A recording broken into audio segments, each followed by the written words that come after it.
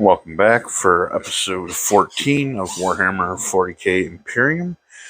This will be issue 14. We have 8 miniatures in this issue.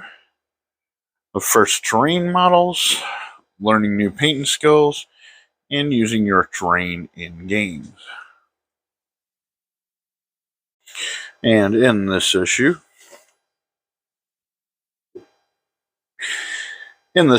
you learn all about the Aeldari, an alien race almost as ancient as the Necrons. You'll then build and paint your first piece of battlefield terrain, the Munitorum armored container. The issue's playthrough will introduce 3-dimensional terrain to your games, which will make an even more dynamic and exciting battles. Happy hopping! And for the contents, we have Munitorum armored container, the Aeldari, Munitorum armored container build guide, Munitorum armored container paint guide, and terrain rules. And included with this issue, we have the actual sprue for the armored container here, and the biggest one we've gotten so far. We got the armored container itself, total of 6 barrels, or 3 barrels, and 4 ammo crates.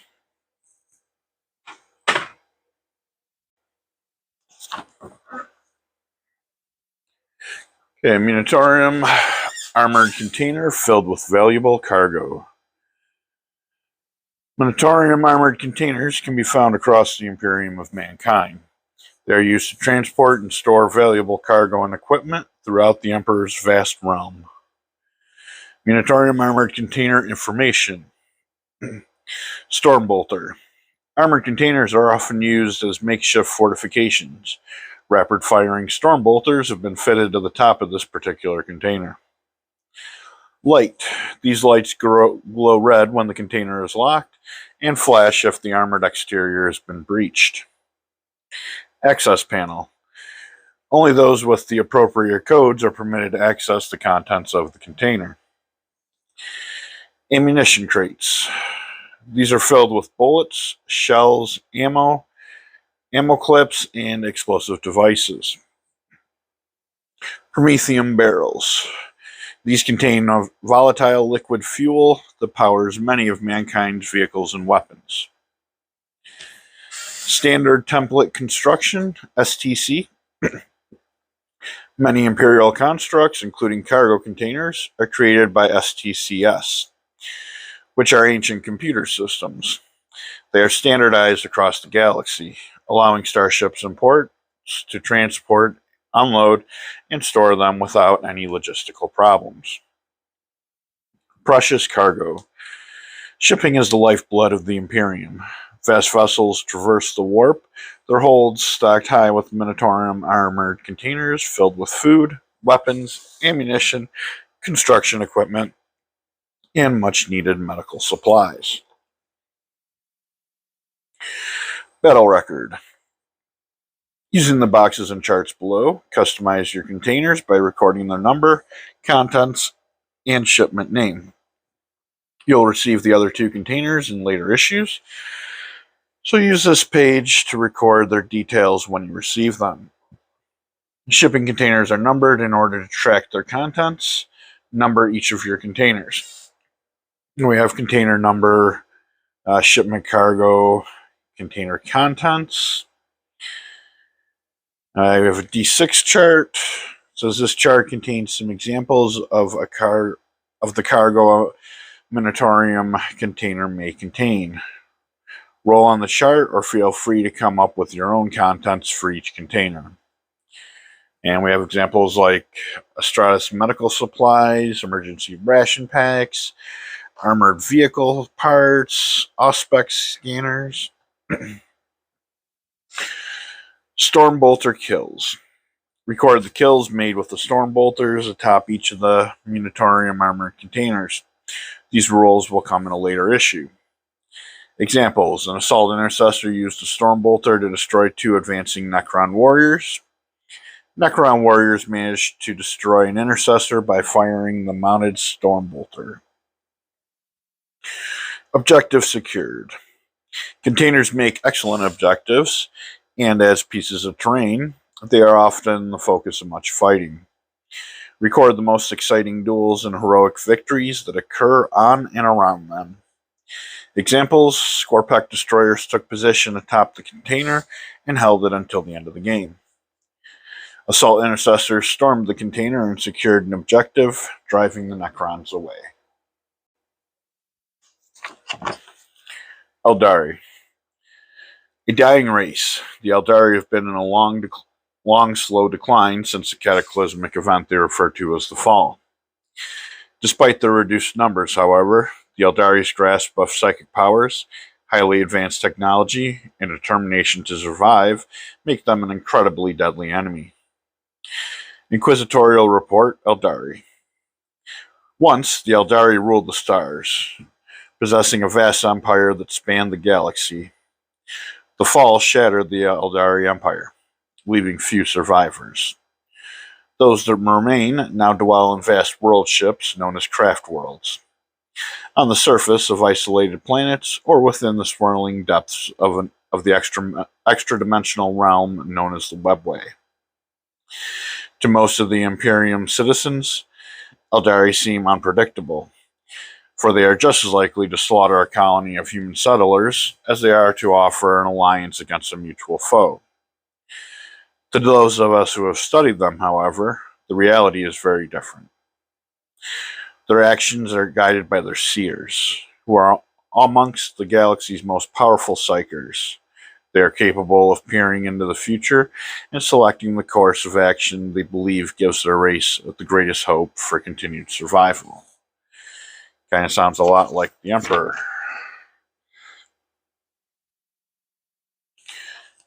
Interrogation. Subject A345. A captured Aeldari subject has proven resistant to torture and psychic intrusion. Despite my best efforts, interrogation has revealed only fragments of information. Unfortunately, during the latest attempt to extract further information, the subject expired. The subject's body shall be transferred to the laboratory, where it will undergo a dissection. Emperor willing, the subject's remains shall be a source of further knowledge. I shall summarize a record of the extent of my findings in this report. Origins of the Aeldari. When questioned on the origins of the Aeldari, the subject spoke only of myth and legend. When pressed further, however, he spoke of an ancient conflict with the Necrons. It appears that the Aeldari and the Necrons share a hatred for one another that still burns hot. The Webway. The subject spoke of the Webway, another realm beyond the reach of mankind that allows the Aeldari to traverse the stars. According to the subject, gates to this realm have been breached by both the Necrons and the followers of the Dark Gods. Craft worlds. The subject hails from the craft world Mamera. When questioned on his home, the subject proved unwilling to divulge much information. He spoke of a colossal world ship crafted from physically attuned material known as Wraithbone and populated by several billion of his kin. Further interrogation regarding craft world Mamera confirms that each of the Aeldari craft worlds possess vastly different cultures, beliefs, and ways of war. Perhaps these differences can be exploited. Now we're on to the build section.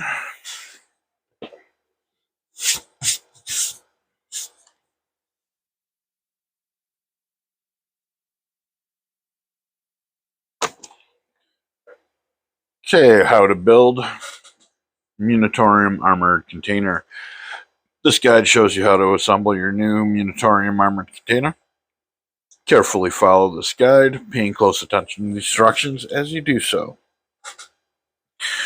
Clipping. When clipping larger sections, do not clip directly against the component. Instead, clip closer to the frame and clip again to remove excess plastic.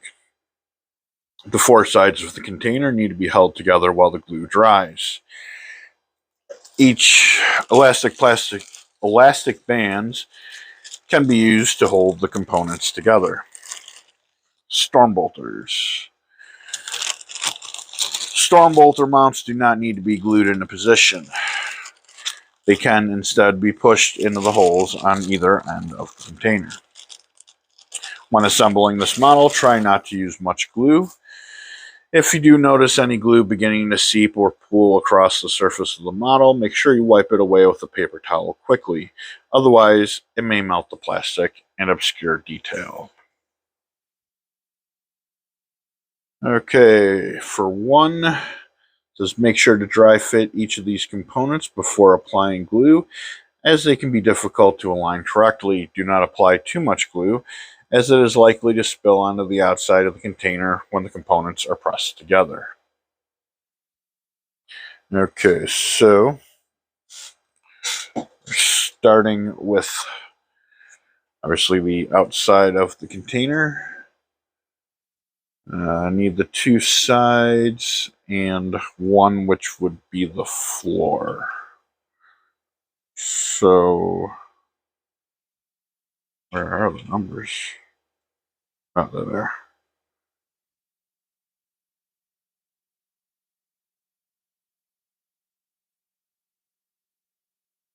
Okay, I'm not seeing...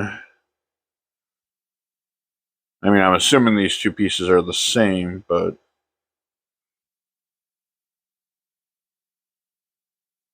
not seeing numbers for either of them. That's odd. Okay.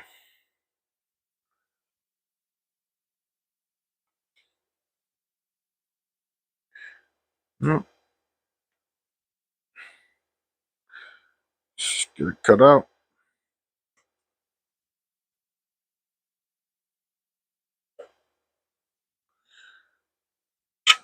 Yeah, it looks like they're...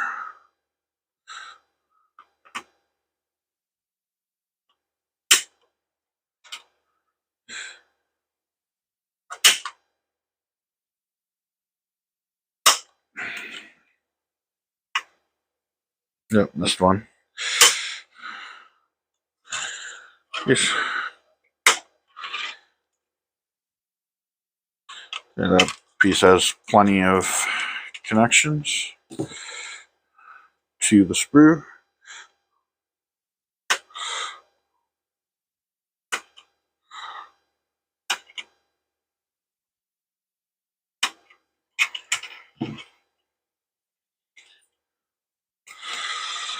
Oh my god. These are really secured on there.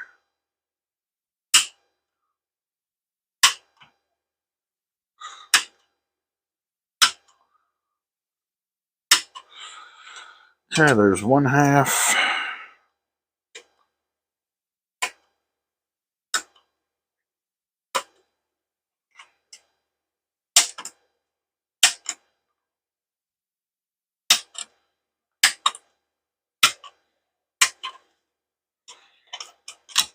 And there's the other half. Okay, now this one. Need to cut these pieces down a little closer.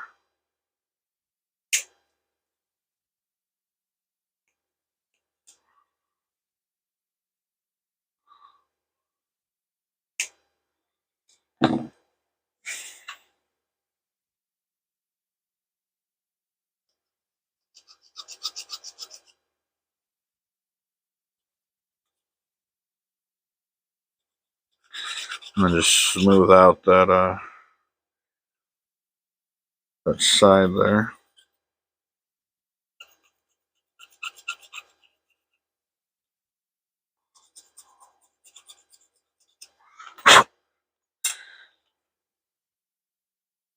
Okay, and these ones, you got them on the feet of the container.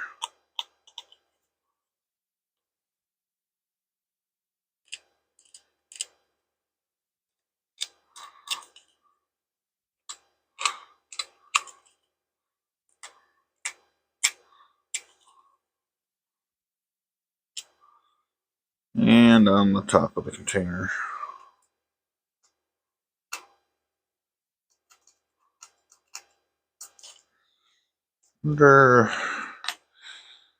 So this,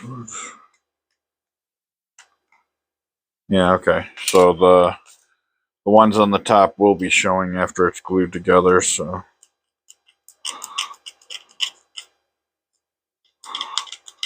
do you want to get those as smooth as possible? The top of that's going to look a little ugly.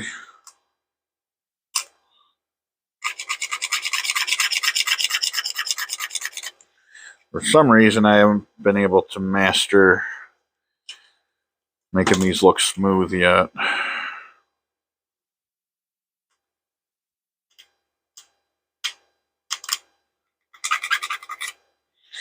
They always end up looking jagged.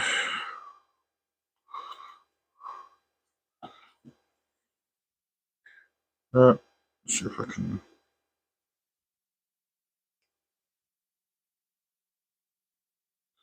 No, that's even worse. Yeah. Well, hopefully by the time I get to the last of these containers, I'll have managed to make that look decent.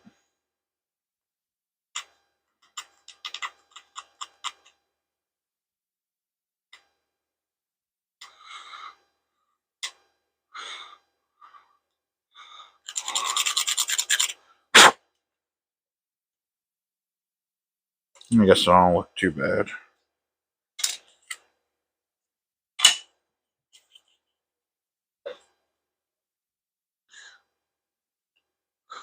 I just got to do the same thing to the other side.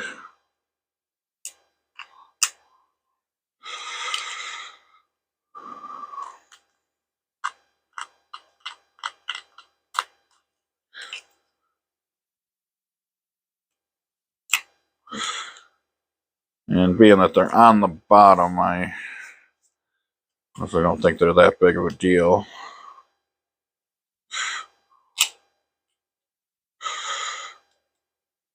Because if you're using this train, it's going to be set on the bottom anyways. So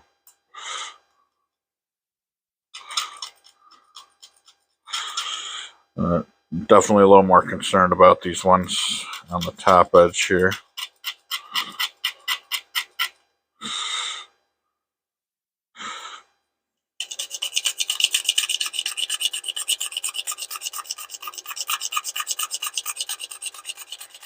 I guess that works a little better.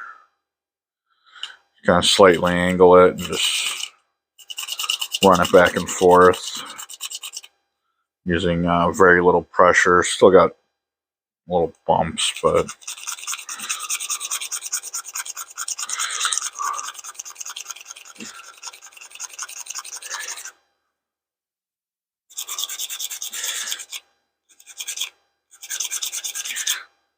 I think that's pretty much as good as I'm going to get it.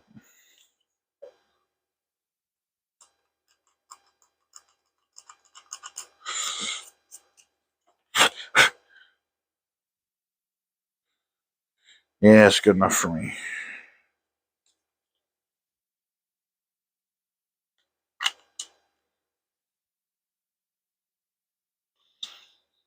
Now, yeah, I think these need to be shaved down a little more.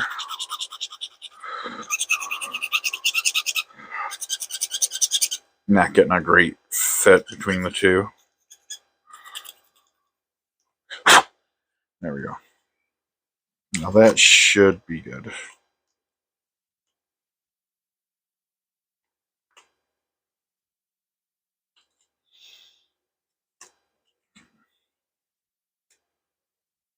Yeah, okay.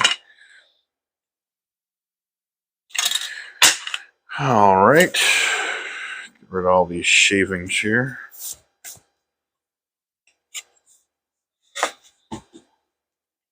And we'll start gluing this bad boy together. Okay, so now on the bottom, these tabs actually fit into the slots there.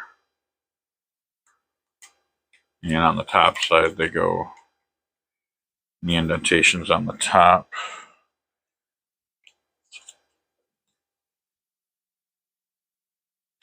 Okay, so let's glue the sides into position one at a time before moving on to the next stage.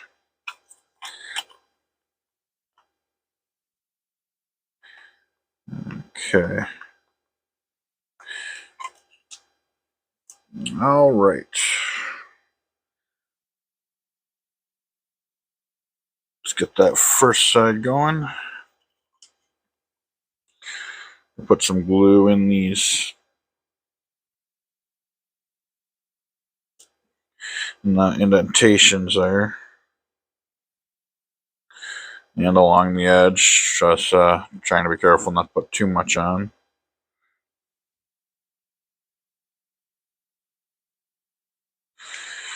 Okay, glue's not wanting to come out.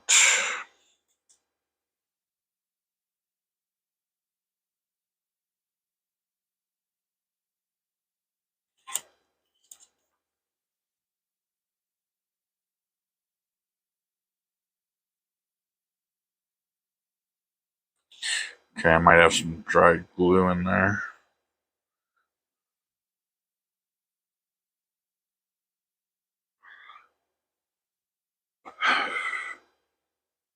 I think it might be plugged. Oh, great.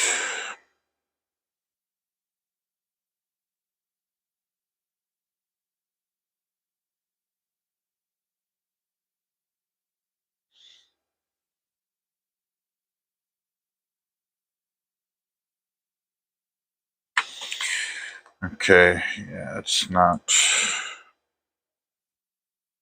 wanting to come out.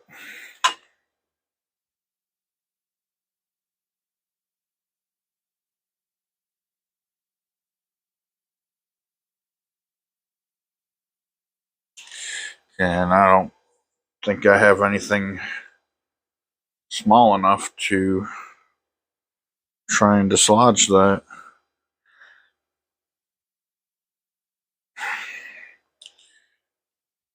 Okay, yeah, that is quite annoying.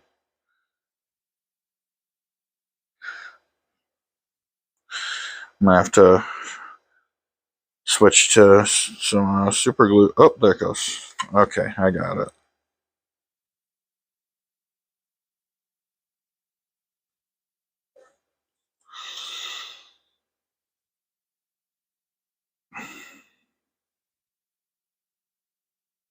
So I'm doing is I'm basically letting a drop come out and then just using the side to spread it along. That way I'm not having a big glob of glue there.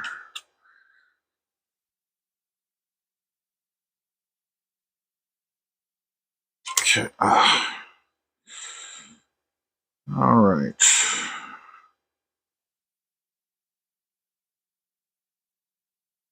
And we're going to hold that for a little bit.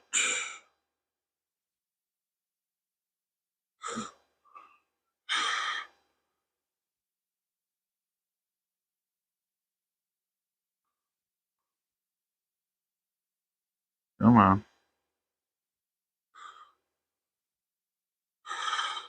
I'll wait for that to dry.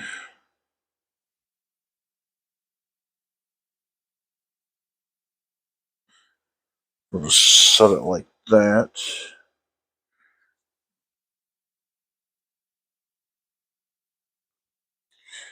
And while that is drying,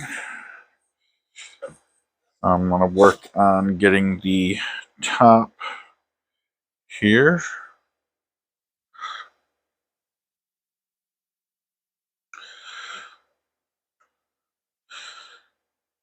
And after that, it says hold the base and sides in place and dry fit the top.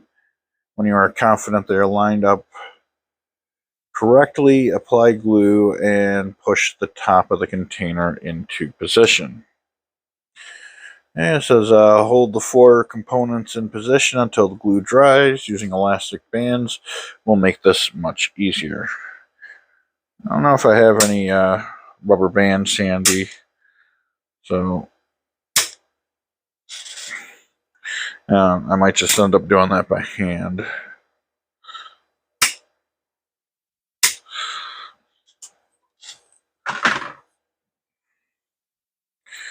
Okay, this will be the top of the container.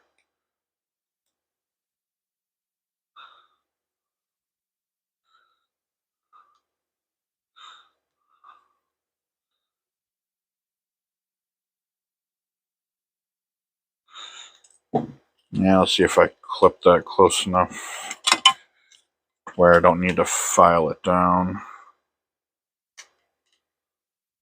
Okay, fits in there good. And top fits good. But I do want to see if I can make it less noticeable.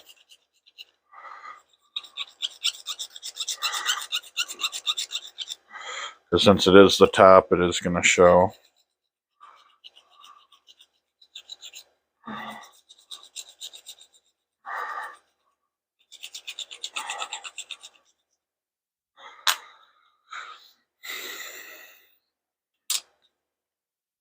Okay, let's get that other side on.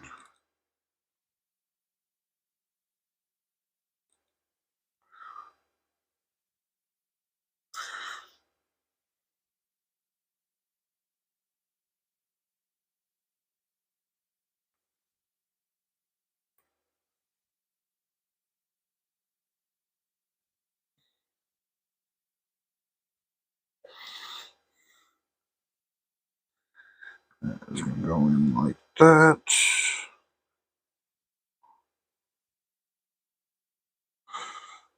And what I'm going to do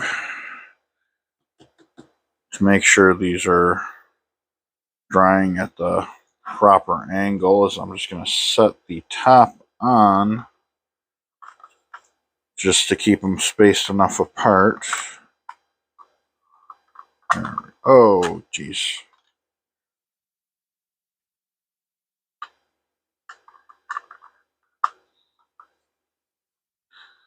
There we go.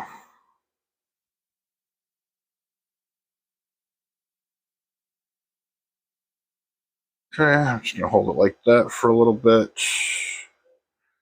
In the meantime, I'm going to look around here. I had a rubber band sitting here at one point. Might have went and thrown it out. Yeah, I probably threw it out. So, just going to hold that for a minute. And it does fit pretty good, so I think I can go ahead and get the top glued on now.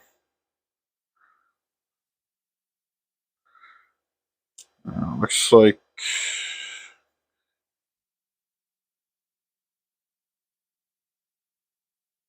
looks like it's all glued on from the sides here, so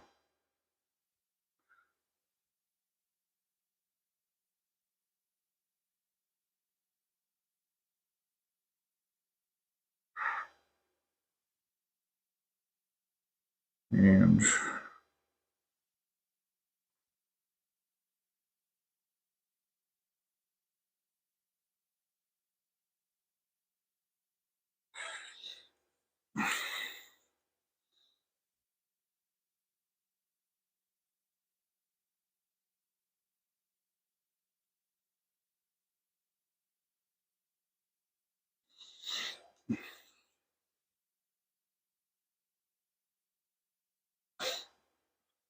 all right.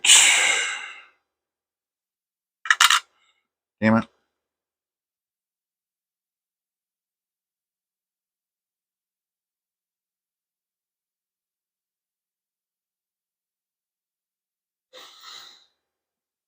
Okay, there we go. And since I can't find those rubber bands, I'm just going to hold it like that. And I do see some glue escaping. So, just go across the side and just wipe it like that.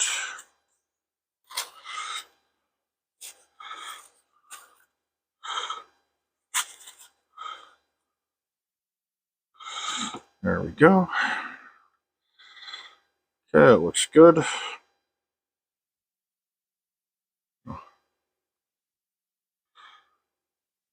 Okay, I don't think that's going anywhere.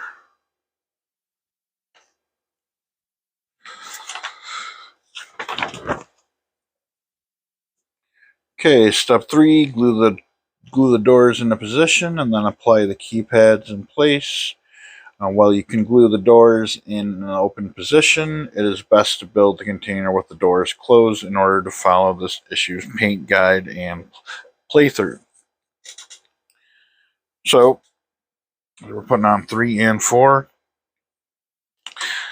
I know I want to do at least one of them open, so I will follow the way the guide wants them done for this issue and the next. And if the last 2 issues, if they are both closed containers, then I'll do that final one as an open container. Just because I want that variety. I think it would look pretty cool to have one of the containers open. So, okay, where is the? Oh, there's the other number 4.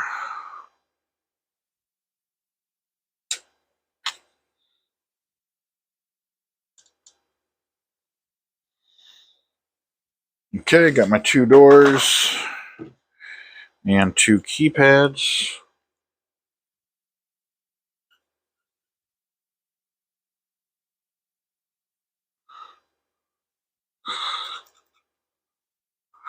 Just gotta get rid of the sprue marks on the doors.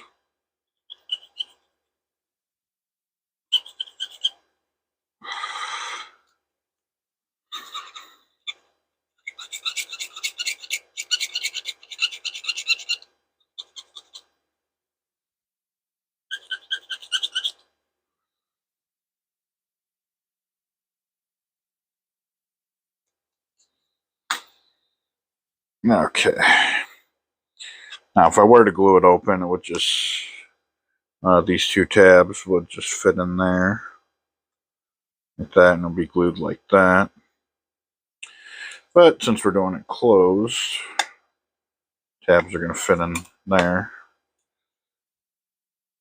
Okay. Ugh. Wow. That just does not want to stay in my hand.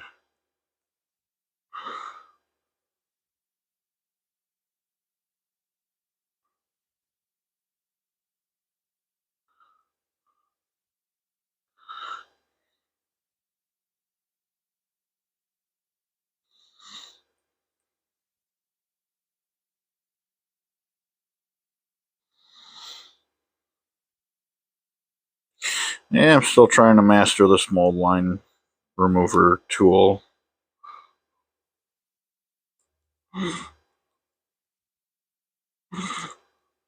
Seems every time I do it, I end up getting... The surface just looks like it was hacked at with something. Which I guess in the world of 40K isn't really too much of oddity. Okay, so glue the doors in now. Another benefit of making the container closed, that's a lot less painting you have to do. And if you did them open, then you'd have to paint the whole inside.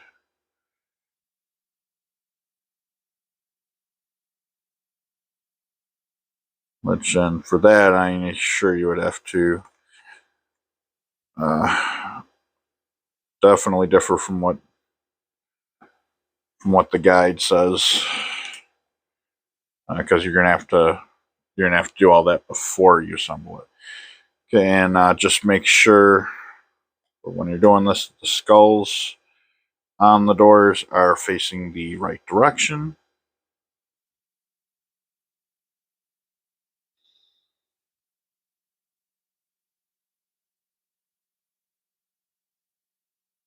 Got the little recess here for the keypad.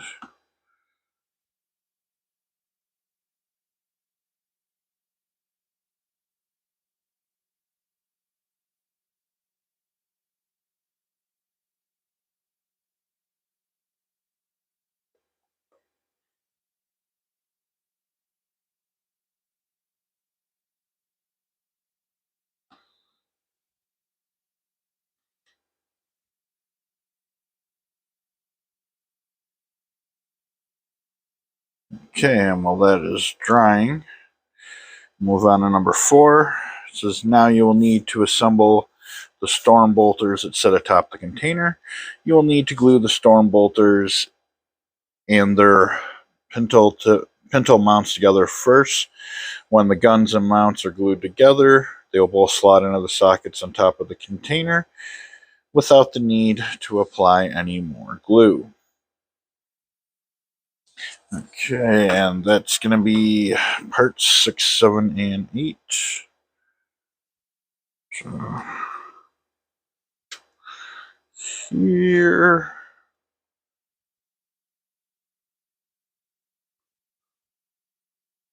Here.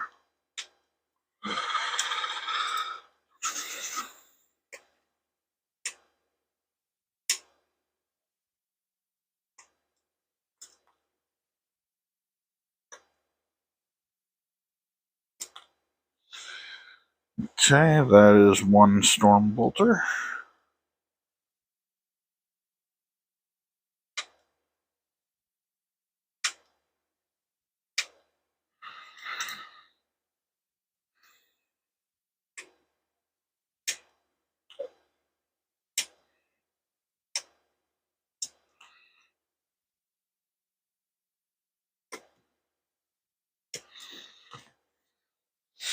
And there's storm bolter number 2.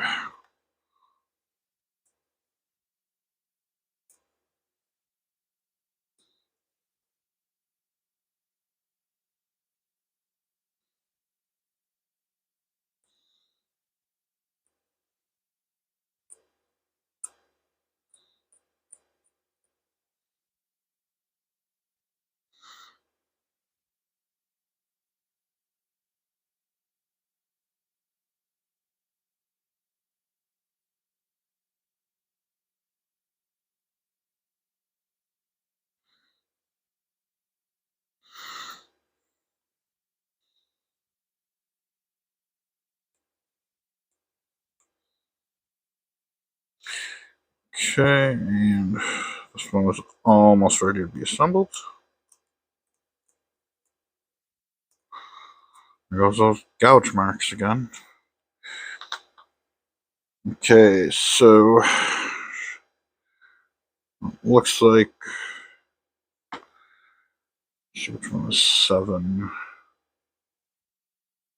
That would be this one.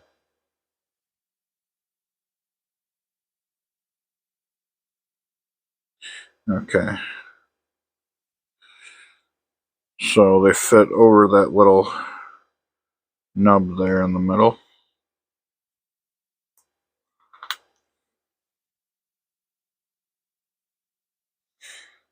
So you want to glue here and down along here.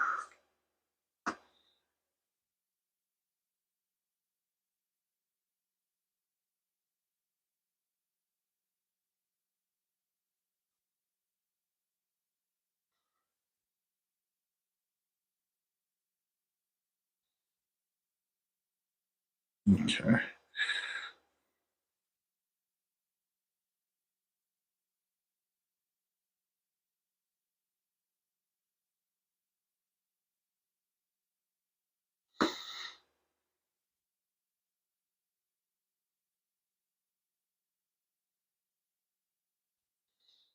Okay, hold those together while I soak up some extra glue.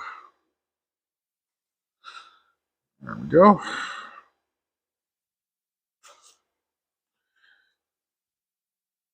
Okay, now these should snap right.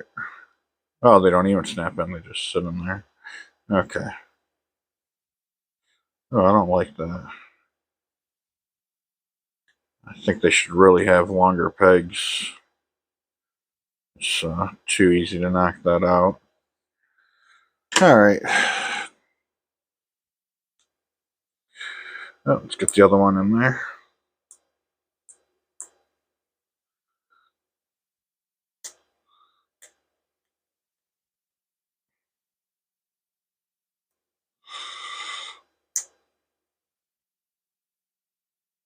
Okay, that sprue line wanted to be a little difficult.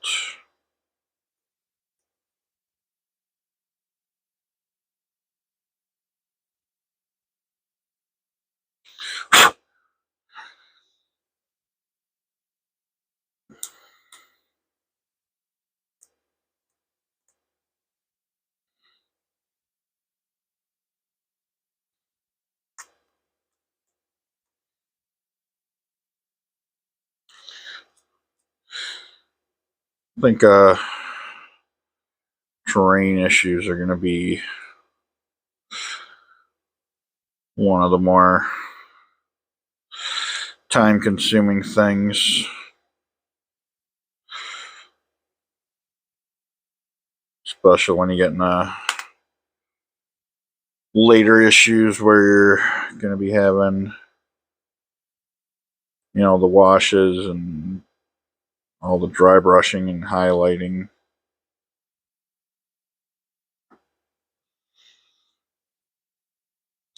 Although these I don't think will have a whole lot of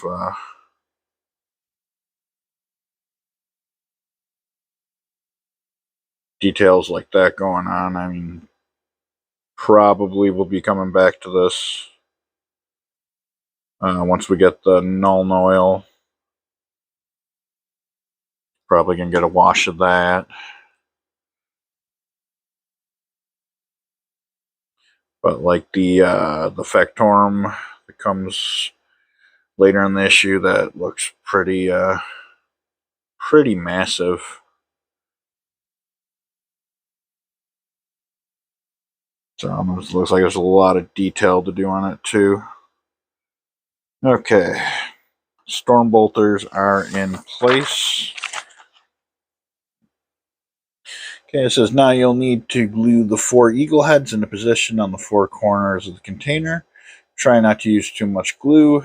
If glue does spill or pool in the model, wipe it away with a paper towel before it dries. Okay, we have the eagle heads here.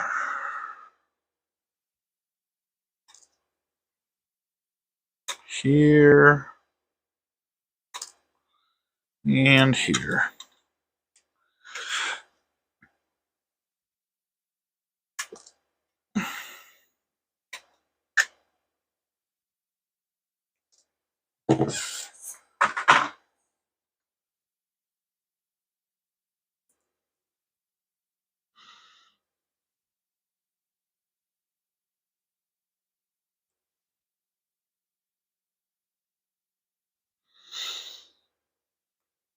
And these will be the last pieces for the container.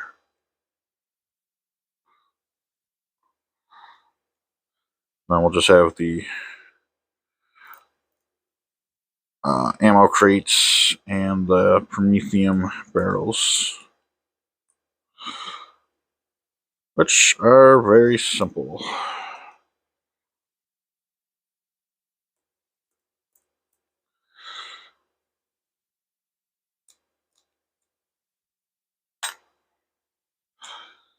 Alright, and these go into the slots here.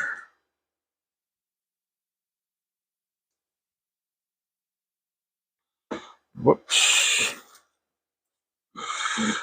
Got some glue where it's not supposed to be.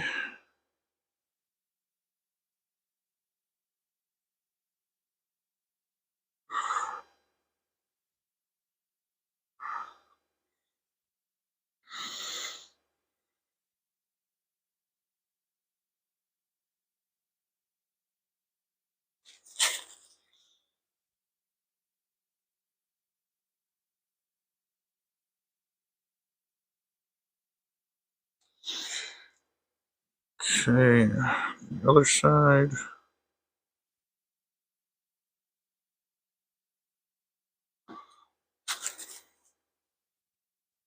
You know, before the glue didn't want to come out at all. Now it just wants to go everywhere.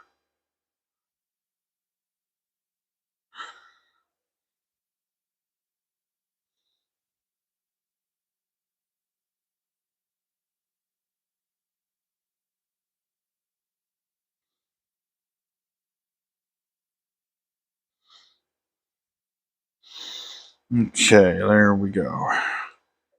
That is the armored crate with the movable storm bolters. Okay, now we have the Prometheum barrels. Simply apply glue to one half of the barrel and push the two sections together. Okay, very simple.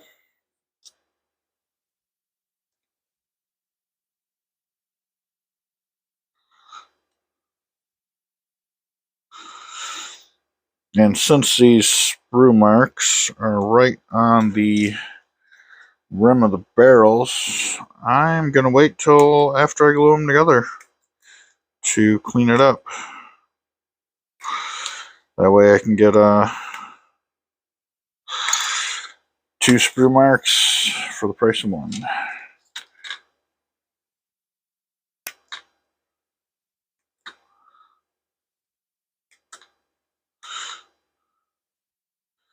Then I can try and angle it so that it's not screwing that rim up. Alright. There we go. Oh, well, they didn't even keep the two different sides together. Alright, here.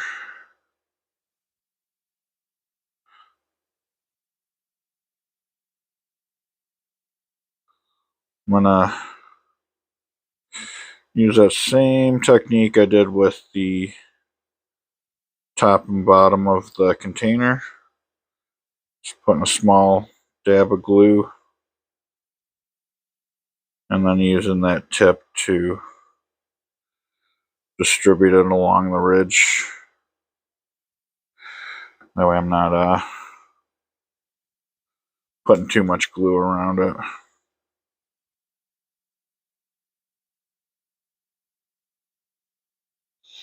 There we go. Okay, excellent. No glue spilling out. Okay, there's one barrel.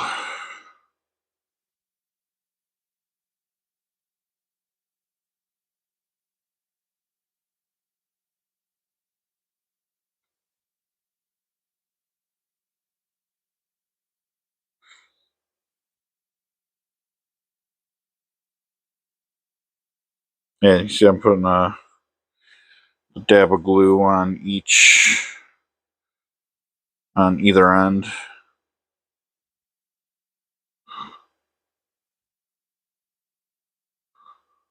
Oh, this one don't want to fit together right. That's not cool.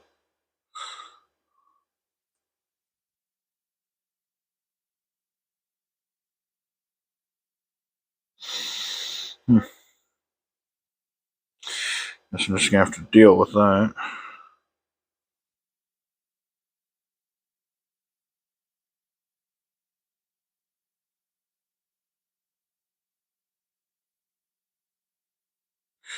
Again, it is an oil barrel, not too concerned.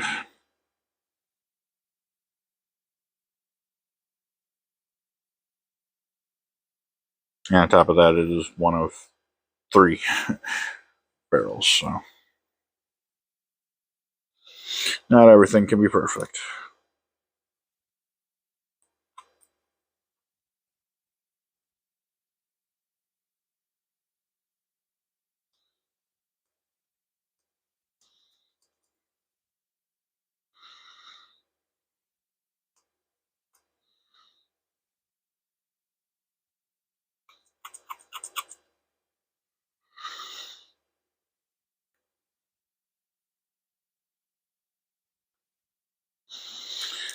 Okay.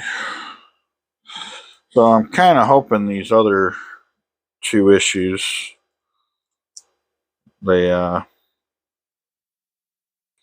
come with different instructions. Instead of, for both building and painting. So I'd like to have some variety in the terrain, which I think there will be different paint schemes. Because like this one, it's a black container with blue barrels and gray crates. And on the cover of the magazine, it shows a green container with yellow barrels and green crates. So my guess is that each issue or each set of terrain is going to be its own paint scheme, which would be cool. Give it a little variety. Okay, the ammunition crates require no assembly. Simply clip them from the sprue. And we have 4 of those. 2 large, 2 small.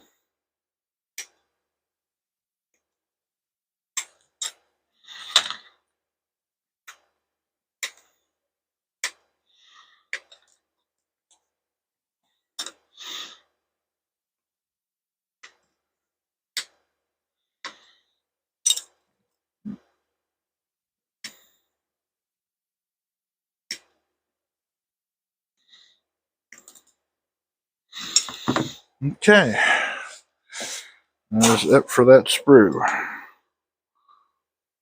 And just some minor sprue marks on here.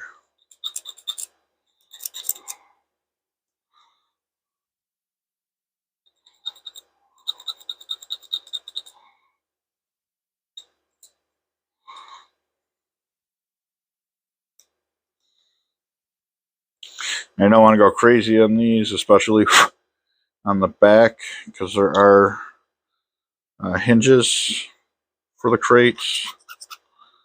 You don't want to end up sanding that down.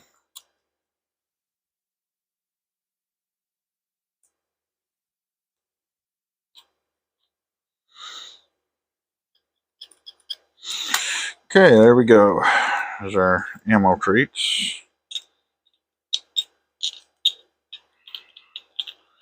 Okay, so it's finished models. Now you have one fully assembled Munitorum container, 3 Prometheum barrels, and 4 ammo crates.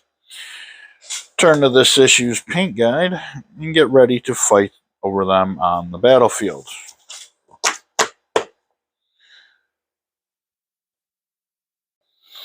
Okay, I have set up my painting area and primed the models. You can see, especially on this side, I don't know how well it's coming out, but I ran out of primer. So the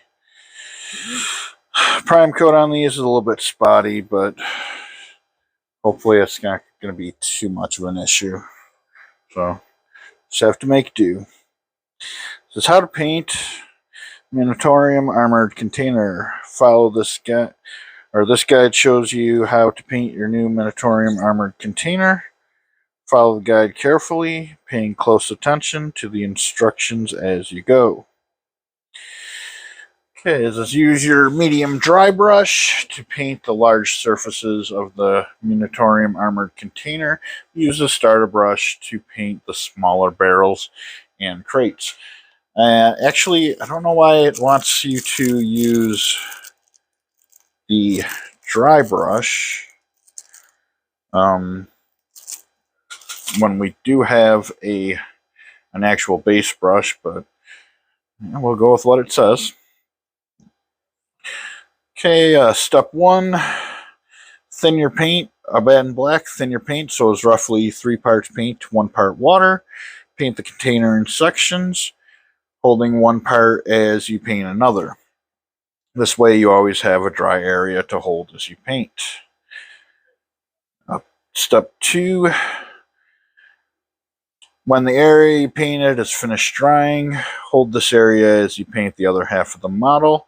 Keep repeating this process until you have applied 3 coats of paint to the entire model. 3, for some areas such as the storm bolters and the slatted vents, you may need to change your brush to the starter brush. It will be easier to work the bristles of the brushes into these smaller areas. And actually, I am from that guide, it looks like it wants you to paint the storm bolters while they're actually on the container. I am going to do them separately because I don't want any paint getting into those connections and basically, drying in there and preventing it from turning. So I'm going to keep those separate as I paint them, and we'll throw them back on at the end there. So, but I'm going to start by, as usual, cleaning off the brush, getting rid of the soap left on it from last time I cleaned it.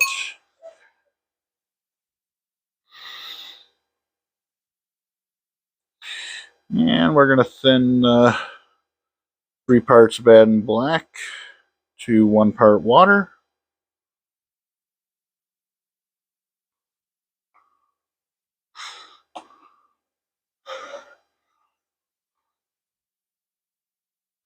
Now, it's the size of this model. Thinking we're going to need quite a few application or pools, we'll say, of paint. And I'm just going to, seeing as I already got the starter brush from thinning the paint, I'm going to start with the storm bolters. I'm just going to paint one side of them. And then set that side down to dry while I paint the half of the other storm bolter.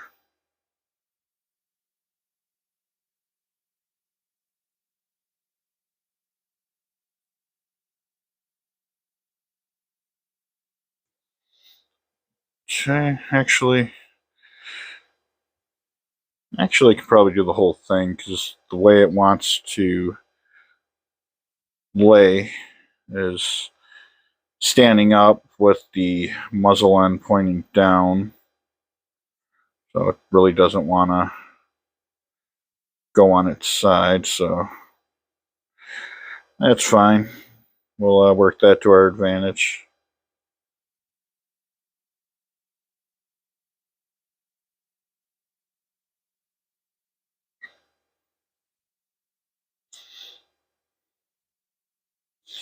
I'm just trying to get that bed and black in everywhere.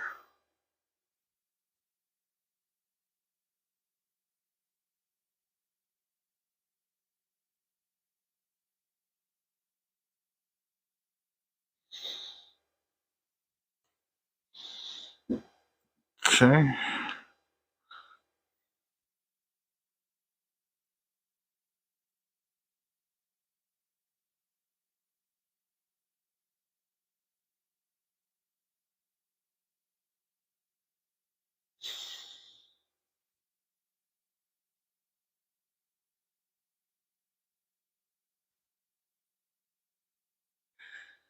Alright, just trying to get a nice consistent coat here.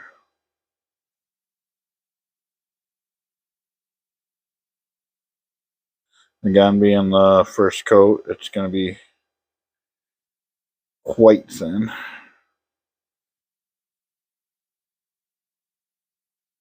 But that's why I do 3 coats. I want to really build up that color.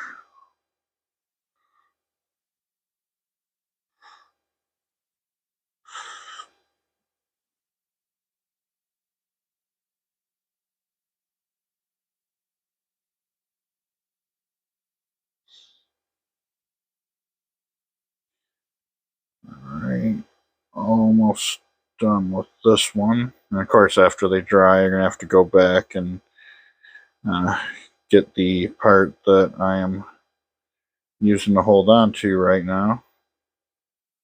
Actually, I got tweezers that would be perfect for that.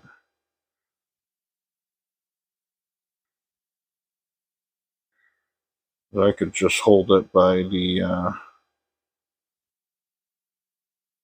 tip there, but okay. Let's see what I got here.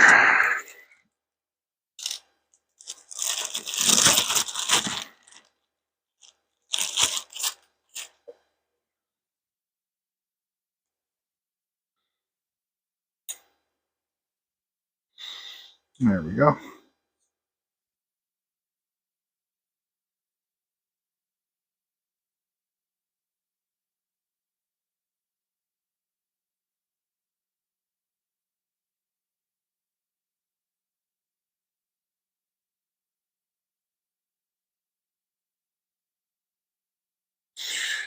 Alright, you want to make sure you get the inside of these holes here.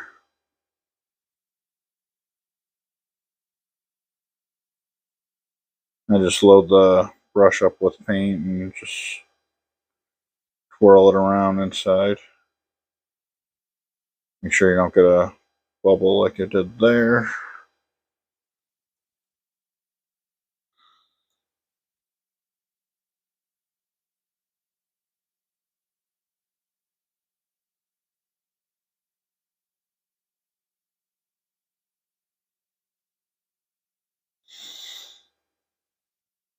And I'm not really too worried about painting the part that I'm holding on to here. Because that's going to be inside the container, and you know, the moving around of the turret's going to rub paint off that anyways, so that's not a big concern for me. Want to make sure when you do that too, you get the bottom of the handle in that.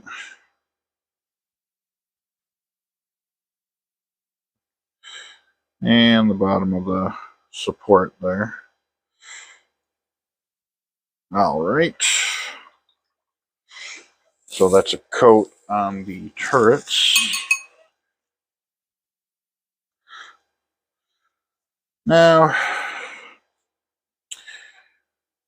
we'll go ahead and use the dry brush as they suggest. Oh god, I'm already needing more paint. Yeah. Yeah, this is going to take a lot of bed and black. So I'm going to do up a double batch here. We'll do 3, 4, 5, 6 part paint.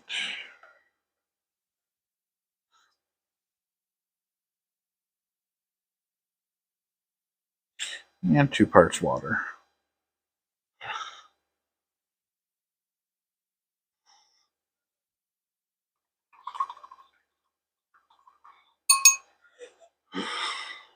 Alright.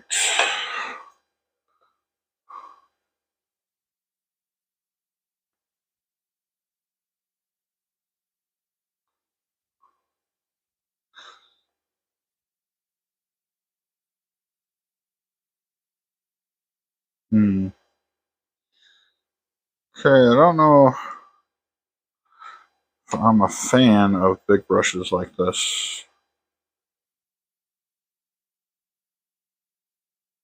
Seems very clumsy.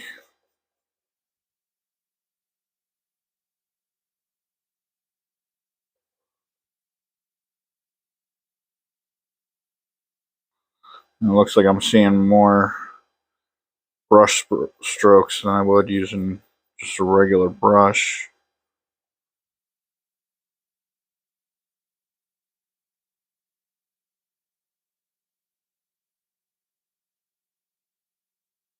And it doesn't do detail very well.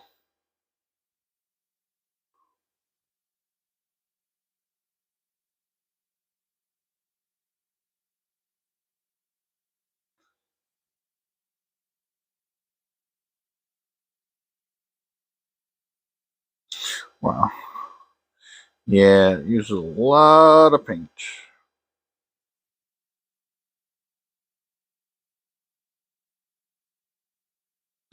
But I guess on the other hand, think about how long it would take to do this with a regular brush.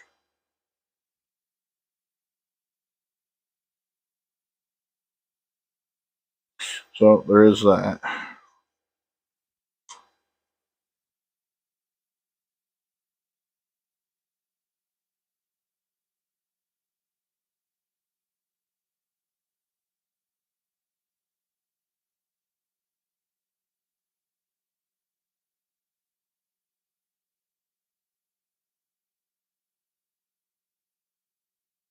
I'll make sure I don't miss any little crevices there.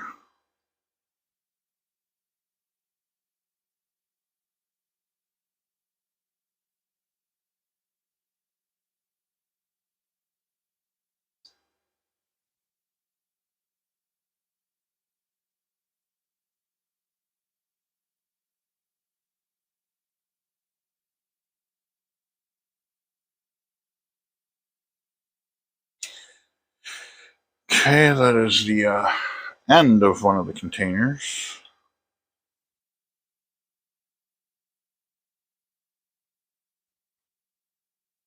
Oh, it also makes a mess when you clean this brush too. Water everywhere.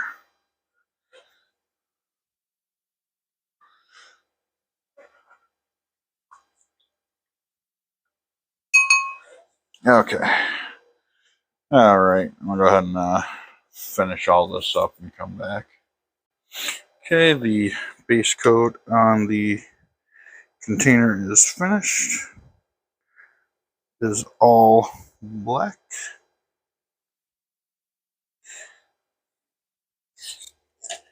Okay, and next we have Mechanicus Standard Gray. It says paint the ammunition crates with 3 coats of thin Mechanicus Standard Gray. Okay, so this shouldn't take too much paint. Now we have is 4 crates here. So I go ahead and base coat one of them here.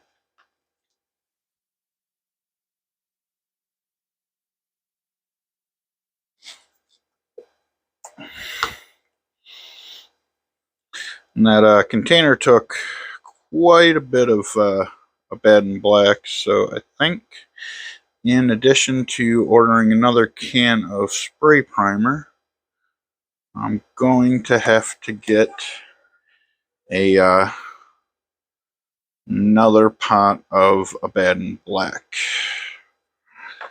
Otherwise, I probably find myself running out of it the next time I use it.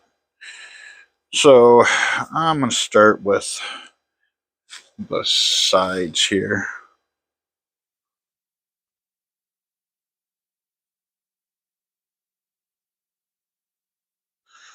That way, by the time they're finished, I'll have something to hold on to when I paint the rest of it.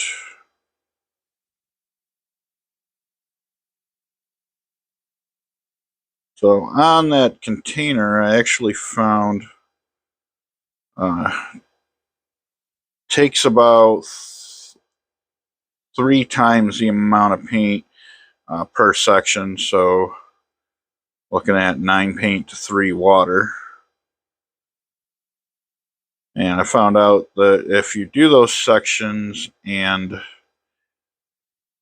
when you paint them, if you go across, brush across one way and then brush across the other way, like for example, going like that and then doing like that, it gave it a pretty smooth finish. You can still see some brush strokes in there, but it's not too bad. So, and it also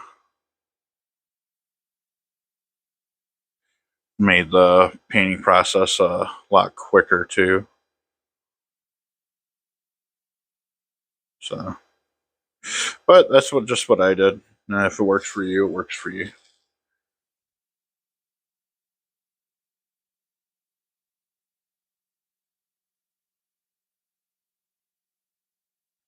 Okay, almost got the 2 sides done here.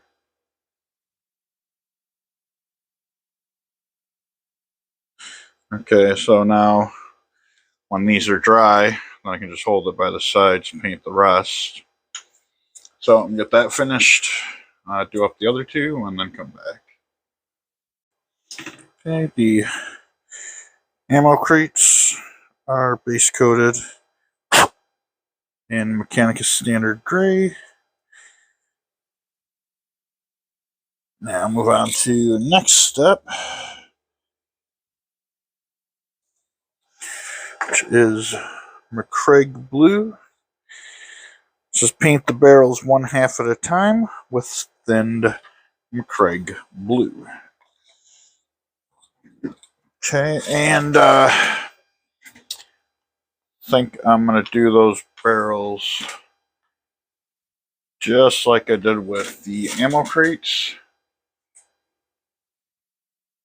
And I'm going to hold them from the top and bottom and paint the entire barrel instead of painting half and coming back, and seems like a big waste of time. So let's get our McCraig Blue here. Thin it.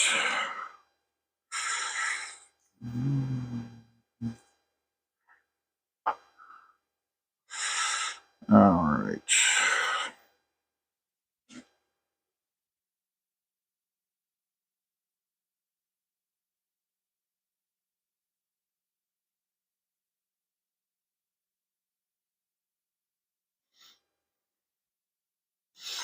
Okay, and I'm just going to go like that back and forth.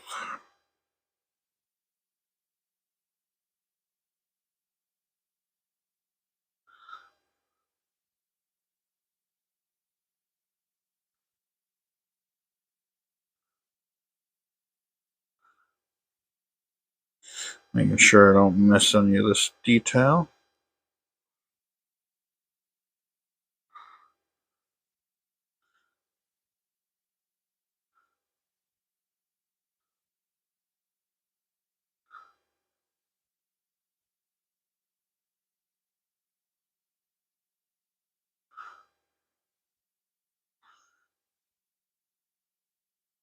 So I'm just going to go through like that.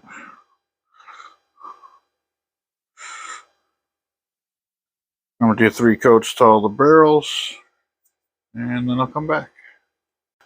Okay, the barrels are base coated in McCraig Blue. And we'll let those finish up over there.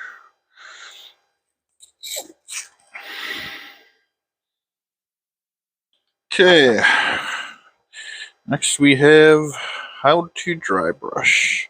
Highlight your models. Highlighting your models provides definition by giving the effect of light striking raised areas. Dry brushing is a quick and effective way to apply such highlights to your model. Collect some Mechanicus standard gray paint to your medium dry brush, and then wipe the brush repeatedly on a paper towel. Keep wiping the brush against the paper towel until the majority of the paint has been removed from the bristles, as shown in the image above. Brush the surface of the container with gentle circular motions. A small amount of gray paint will catch the raised edges of the model, providing a highlight. You can highlight the pronounced edges, such as those at the ends of the container, by simply running your brush along them. Make sure you're happy with your finished container. If you have been a bit heavy with your dry brushing and notice streaks of gray paint on the flat surfaces, you can always apply more Abaddon black to these areas. Okay.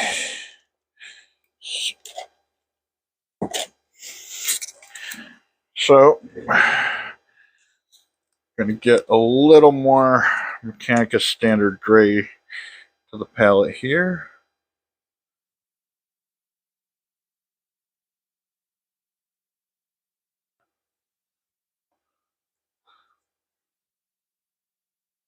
Okay.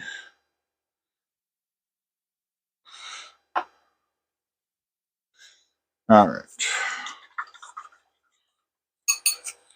So I'm going to take off the storm bolters, because those will not be getting the highlights. At least not yet.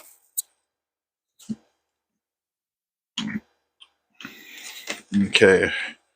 So just want to get a little bit of paint here. And then, like I said, just brush it off till almost nothing comes off the bristles. And then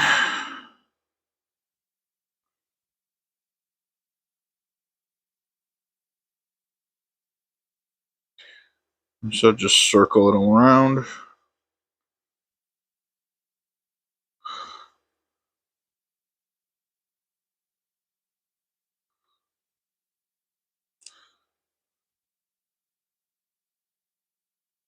Okay, it's looking pretty good.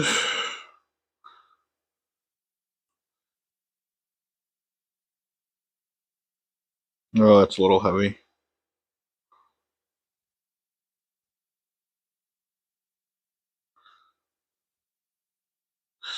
I don't know if I like doing the circling. I'm used to doing dry brushing just like that.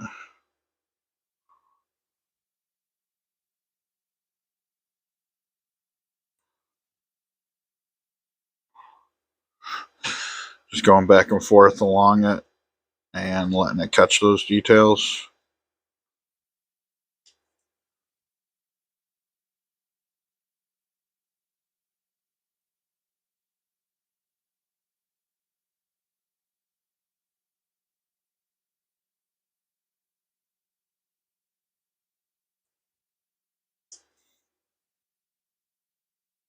Yeah, I like that method a lot better.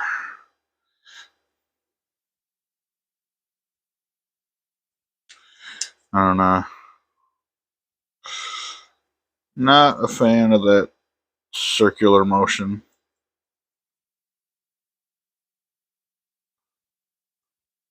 So I'm just going to do the back and forth that I've always done.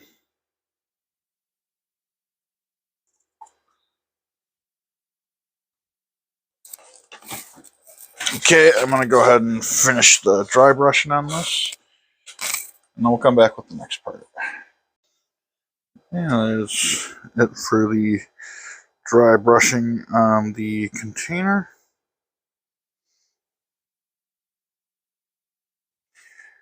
Yeah, it got some areas better than others, but that is finished.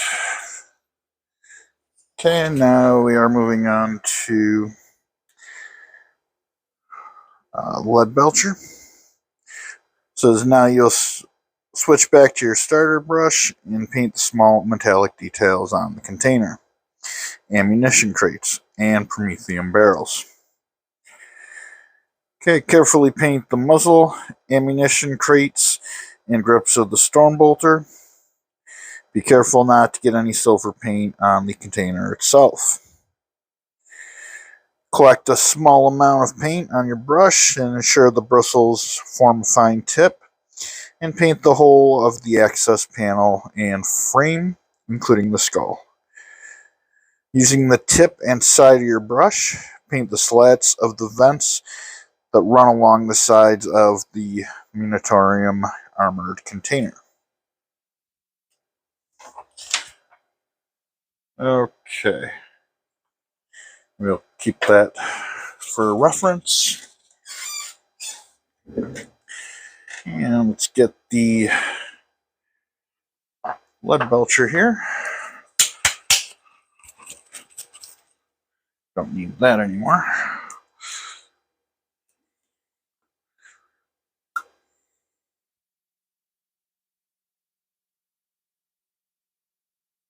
Two and three.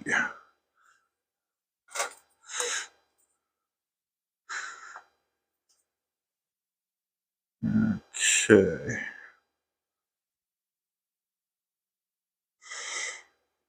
Now, I'm not sure if I'm going to be able to get it with this starter brush or if I'm going to have to switch to a detail brush. But, yeah, pretty sure I can at least get the ammo crates here. Crap. There's a drop of water on there. There we go.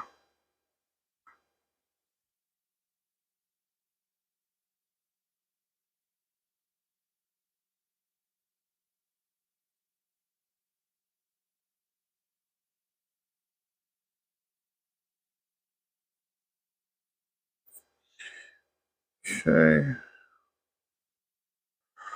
Now this stand, I believe, is going to stay black. So we want to stay away from getting the silver on that.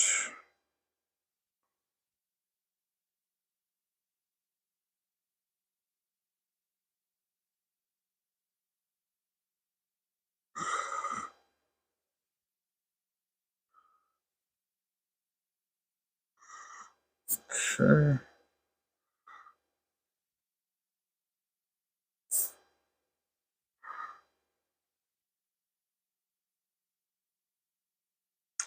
Yeah, I got a little bit of it on the frame there. Oh, great. Okay, actually, that's not even. It looks like.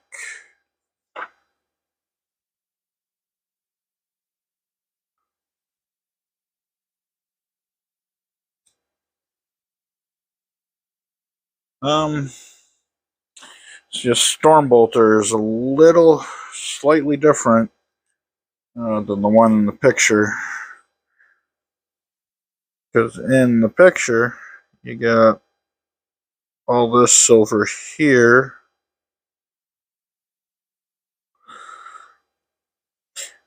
And then there's, like right where I'm stopping there, that part up there left black, that's supposed to be a separate piece, it looks like. And on this, it's just the same piece. There's really no definition as to where it ends. Okay, and it looks like that is silver right up in between them too, as well as the handle.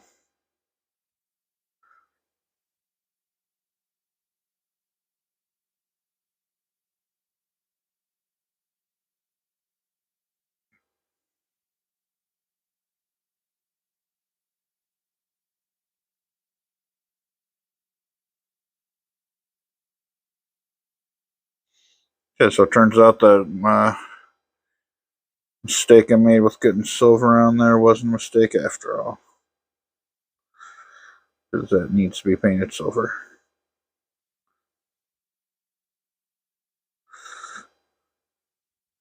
I love when things work out like that.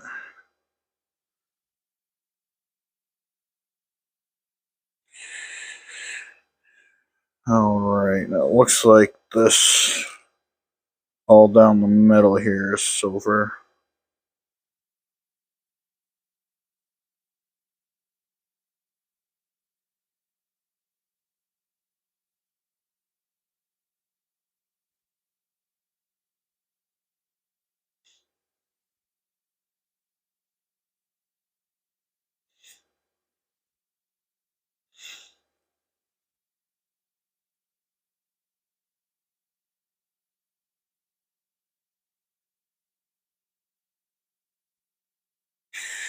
Okay, yeah, detailed brush would make this a lot easier, but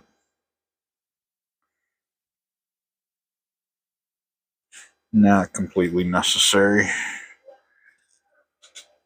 Okay, and then we just got the 2 bolter barrels.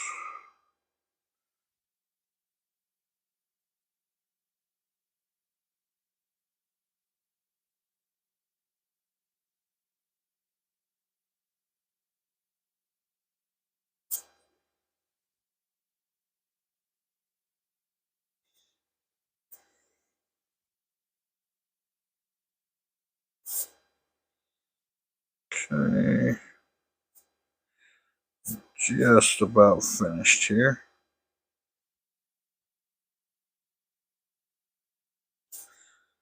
Okay, and that is the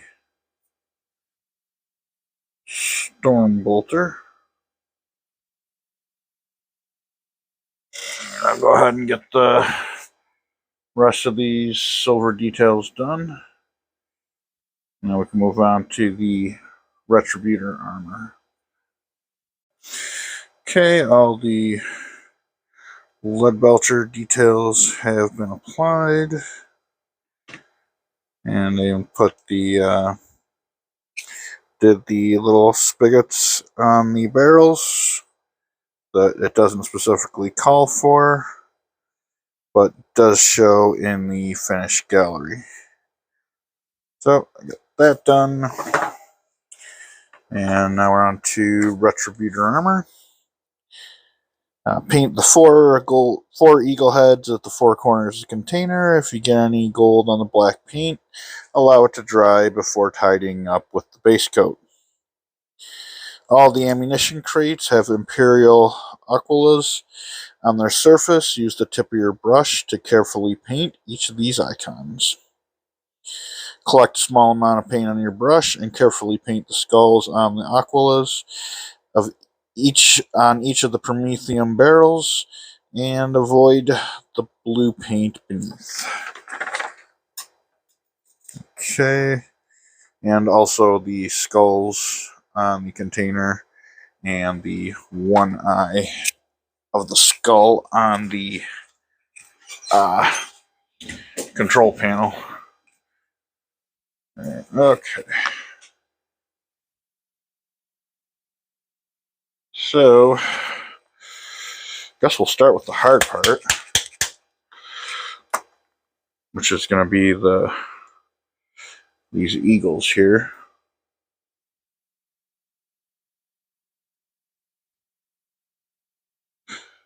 And the only reason I say hard is because it's easy to get that to run onto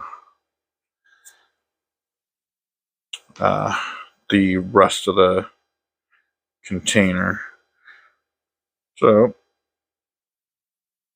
you can go very slowly.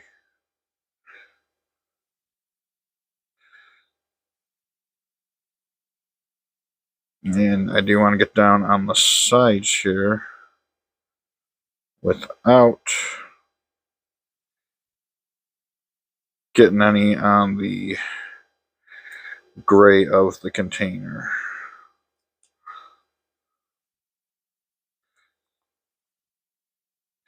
And that, for me personally, I would say that part, just these sides that go down. I might just do one coat on that.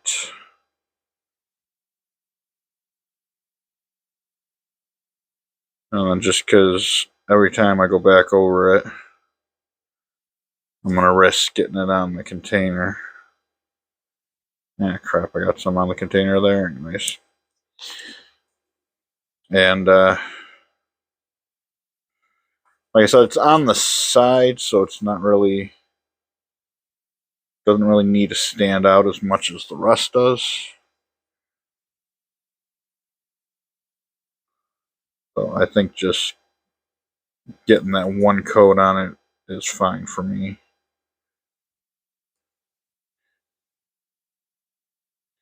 It's enough that it's there and it differentiates it between the rest of the crate. So, and yeah, this is going to have to get touched up anyways, because, I mean, this is the bigger one, and I'm getting paint everywhere.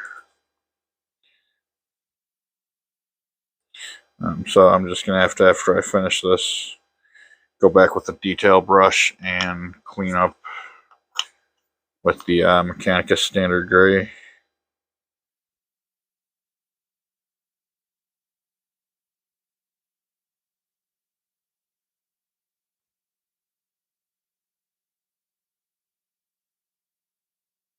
Alright, and this one is almost done.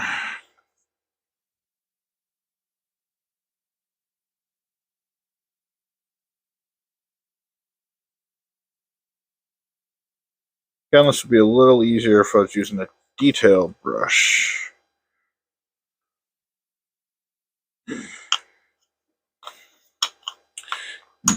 Jesus.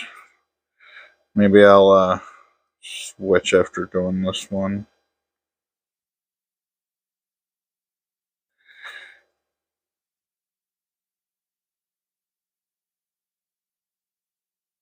This starter brush ain't good for much at the moment.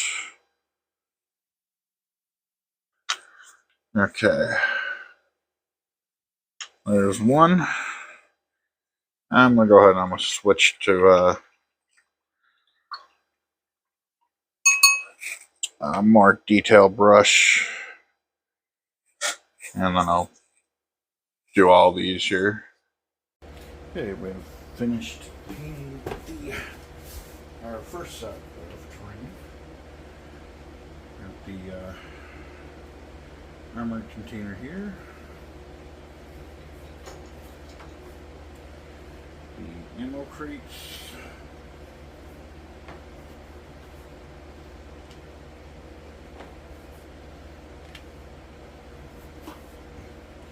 And the barrels.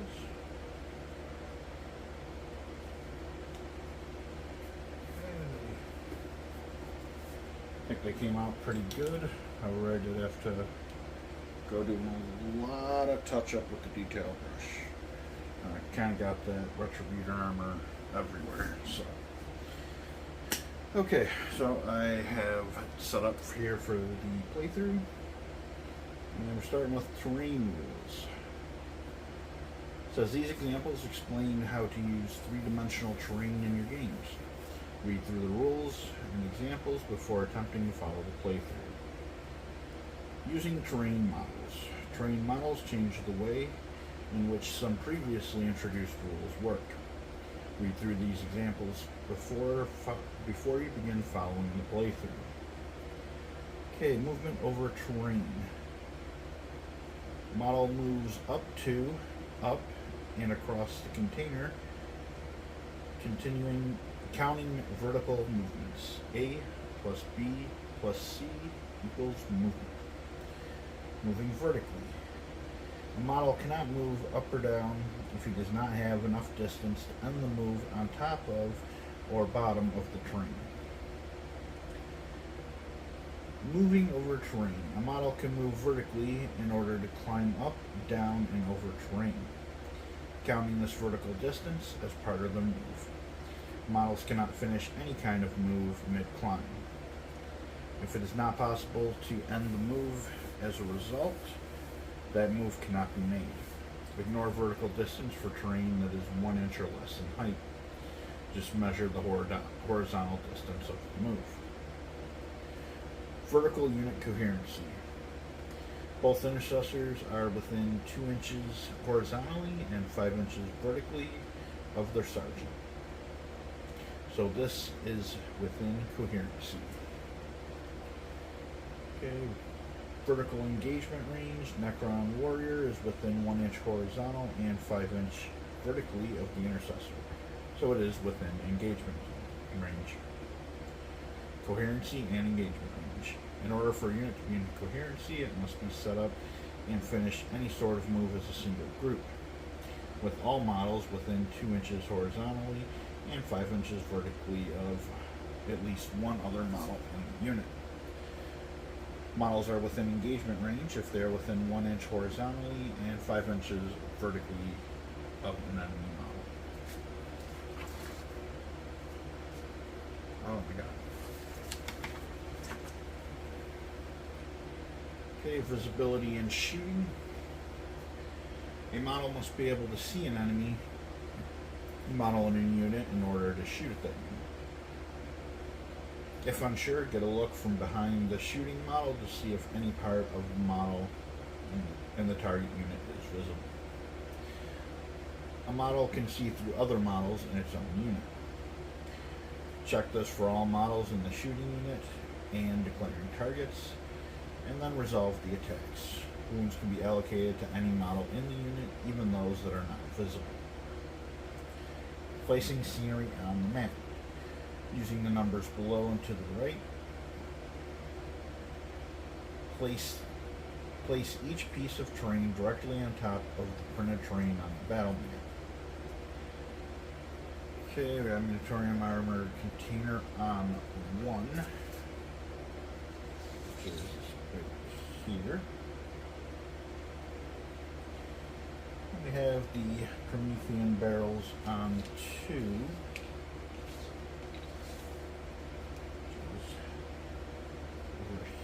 Here.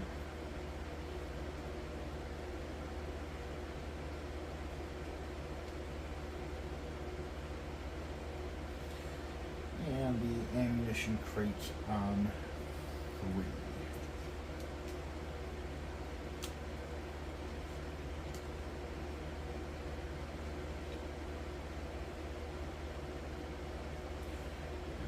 These ones coming at an angle.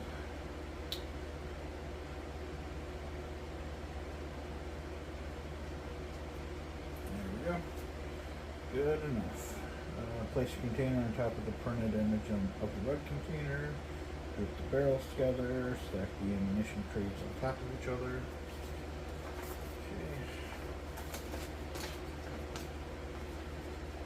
Okay, now for the scenario. Playthrough 14.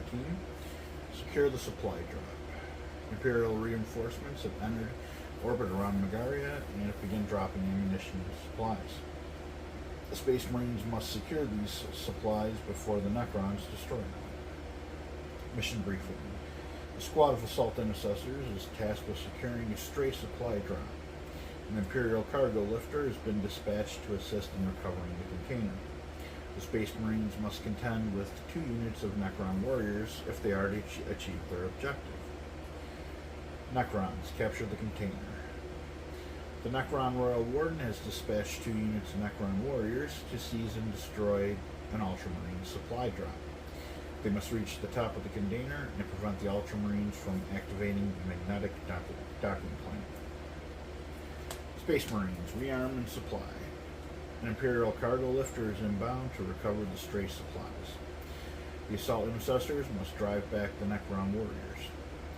Reach the top of the Munitorum armored container and activate the docking clamp in order to secure the precious cargo. Data sheets. In addition to the data sheet below, You will also need to refer to the Assault Intercessors data sheet in A playthrough 13.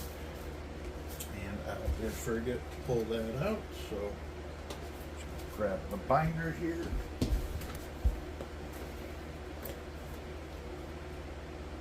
And go to playthrough.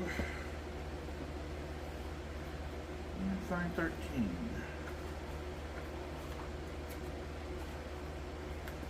There's 12.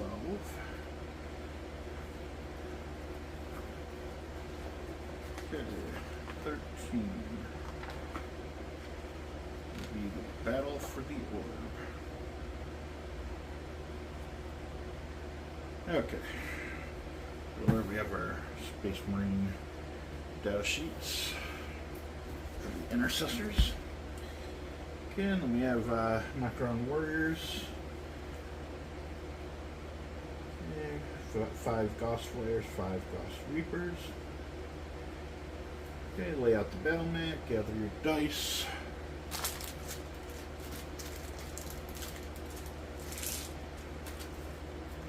Range ruler.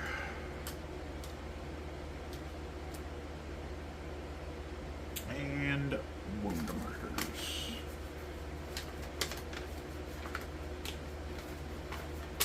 Okay, the wound markers. Actually, here's my paint case here. Put them on there. Okay, I placed the Munitorum container over the. Place the Munitorum armored container over the printed image of the red container, and the ammo crates and barrels over the printed image in the positions shown. Set up the rest of your models wholly within the 4 inches of the center of their deployment point. Each unit must be set up in unit coherency. Choose who will be the Necron player and who will be the Space Marine player. Okay, so we have the Reapers, which are the guys that look like they have double barrel shotguns.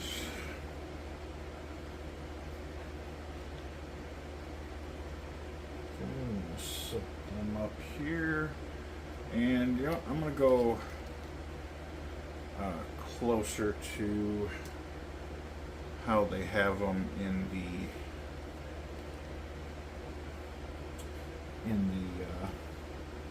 diagram here. These guys are going to kind of be fanned out here, and I believe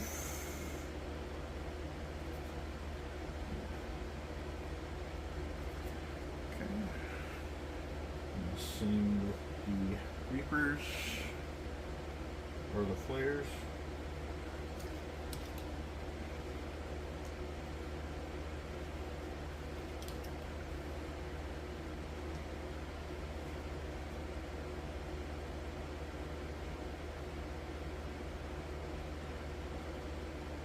You know,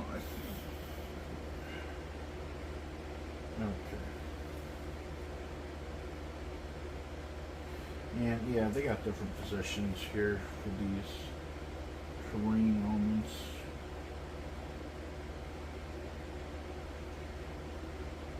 Looks like these are actually, or no, maybe I'll show you.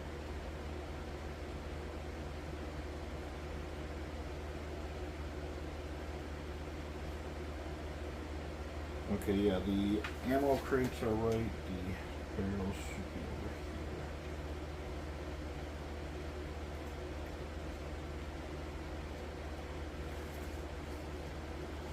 here. Okay. And as usual, the printed terrain, we just ignore that. Okay, we have objective 1 over here on E, and our intercessors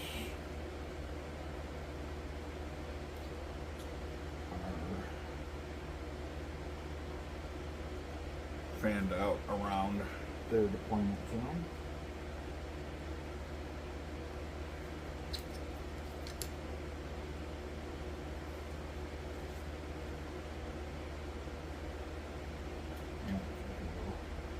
tighter right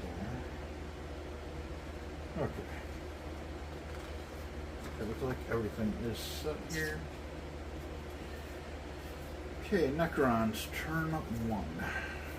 The Necrons advance in silence, seeking to reach the container and hold back the assault intercessors with ranged weapons. Since the Necrons were... some of the Necrons move across to the objective, while the rest seek to intercept the Space Marines. Okay, move. Necron warriors trudge relentlessly towards their foes. Okay, one we have here, Necron warriors with Gauss Reapers advance. 3 of the models move on top of the containers. First, the Necron player measures move at the base of the container. Next, they measure move to the top and across the container. Okay, so they are going to advance. Oh, and they got a big advance. I think their base move is 6, I believe. Where's their sheet?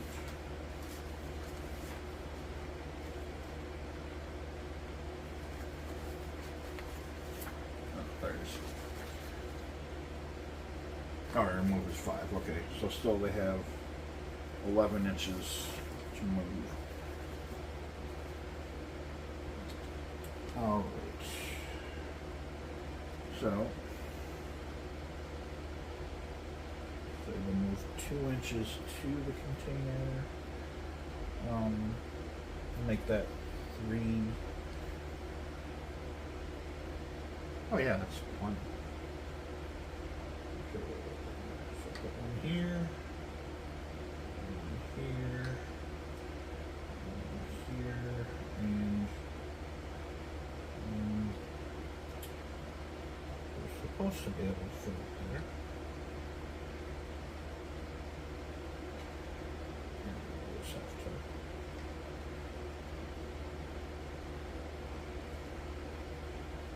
Okay, and the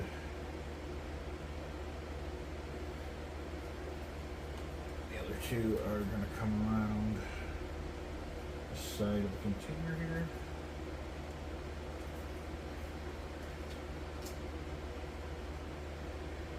Okay, the Necrons with the Gauss flares move, but do not advance.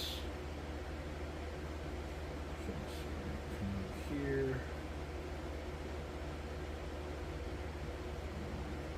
Triangle formation.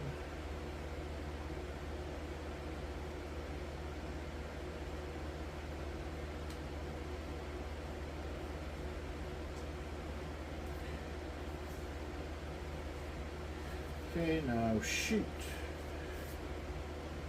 Gauss fire echoes throughout the tomb's obsidian chambers.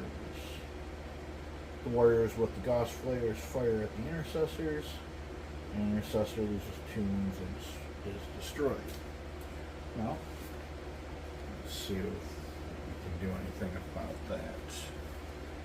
Okay, they have 1 attack, and they are hitting on 3s.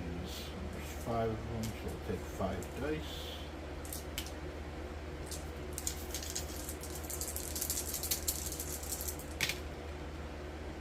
Okay, they get 3 hits. Their strength is 4. The intercessor's toughness is 4. So that is even. So they need 4s or better to wound. They get 1 wound. And the armor piercing is 1, or armor penetration. So the intercessors have need a 4 to save. Does not save. Okay. Well, it did a little better than the example. We only got 1 wound instead of 3 or 2. And I'm going to start wounding this guy here.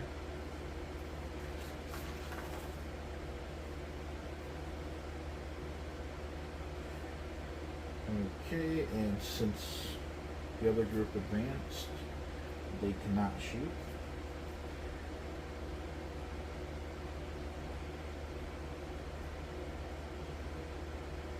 Oh no, wait, they have assault, so they can.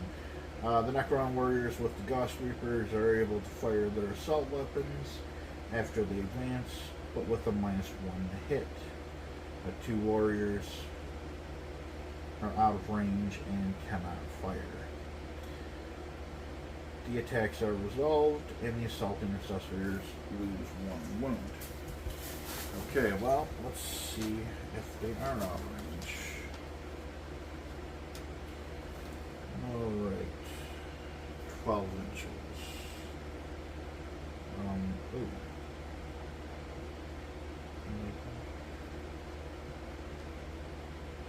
Okay, I see. Yes, these 2 over here are just out of range. Oh wait, he's out of range too.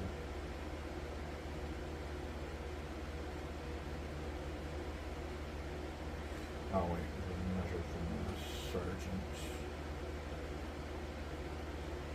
Yeah, those 3 are out of range, so we only have 2. Okay, and they are hitting on a 4 now, because they're -1 to hit. Okay, we get 1 hit. No wound. Okay. Alright, now the fearless Necron hurl themselves at the Space Marines. Necron warriors with Gauss flares attempt to charge, but fail. Now, let's see.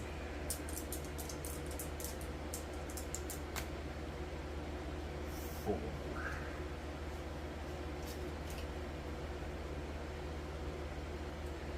They sure do fail. Okay, let's put that data sheet there. Alright, and since they failed that charge, there's no fight round. So we go to Space Marines turn 1. The Space Marines must meet the Necrons in melee combat and prevent them from collecting the Munitorum armored container. The assault intercessors hit the Necron warriors hard, firing pistols and charging into melee combat. Move. The assault intercessors thunder into the thick of battle. The Space Marines move towards the Munitorum armored container objective. Some intercessors move over the crates. These are 1 inch tall, so the vertical distance isn't counted. Alright, we have a movement of 6. And they are trying to get closer to the Necrons, so again, I am going as they are in this example here.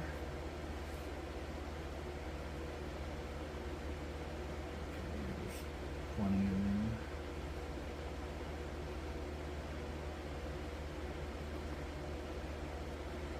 See, they but in the playthrough, they're actually down a guy.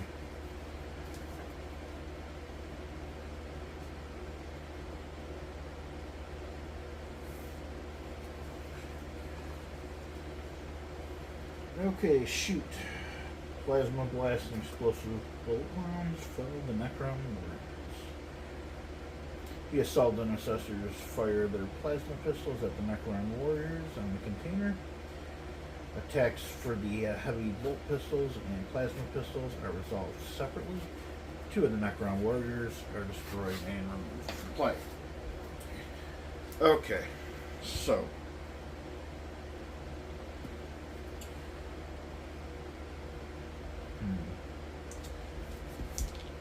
I kind of want to do that supercharge again. I don't think I can fail it 3 times in a row. But they have Actually, it's not even necessary because they only have 2 wounds, and although it would give him a strength of 8,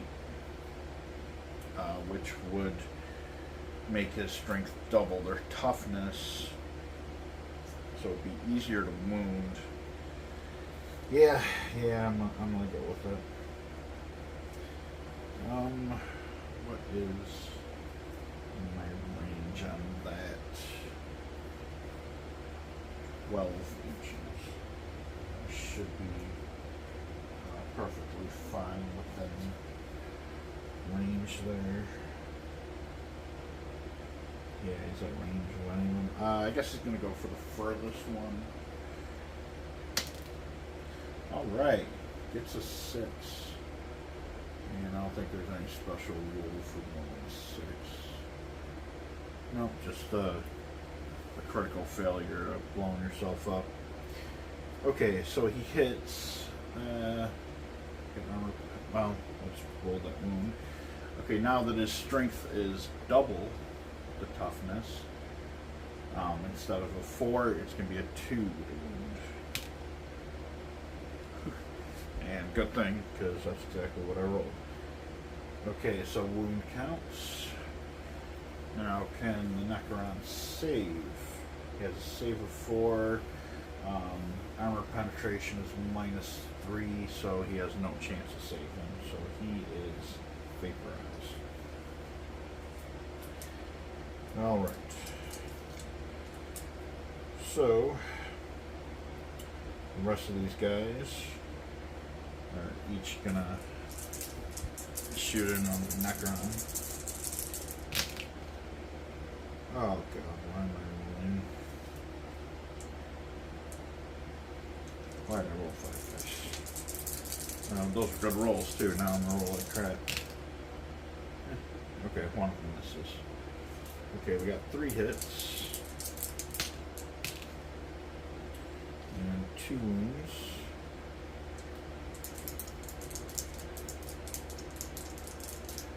And the regular standard pistol. Oh, it does have armor penetration of 1. So they need a 5+ to save. And 1 saves. Okay, so this guy is killed. Okay, charge. The Necrons must be driven from the objective and destroyed. The assault intercessors charge the Necron warriors on top of the container. Intercessors enter vertical engagement range at the bottom of the container. Alright, let's see what we get for a charge here. Okay, we get 9. And okay, that is enough to get in range. Okay, so he is going to put down here. And get here. Here. And,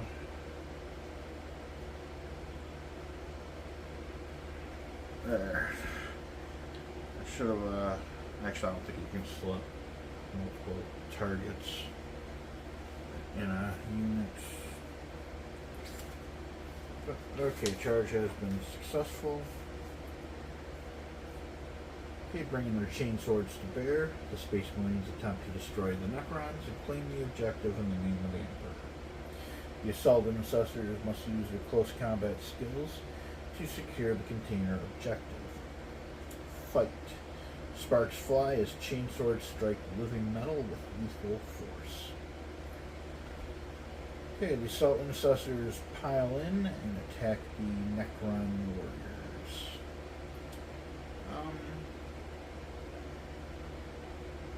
Yeah, I guess they could come around here. Doesn't really matter, but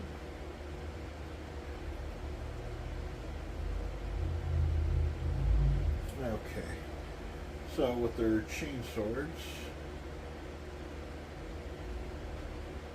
their attack is 2, except for the sergeant, which is 3.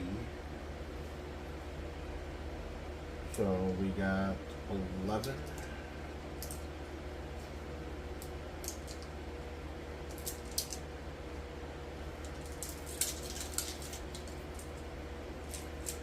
And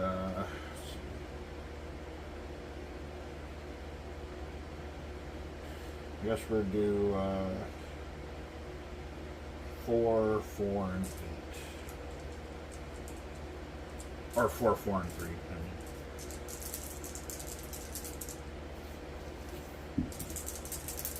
Okay, first guy gets 3 hits. And it's, I believe it's a strength +1. No, just 2 strength. Okay, so we're still going to be forced to wound. Okay, 2 wounds. And it does have a -1, so we need 5 to save. He does not save. Okay, next victim.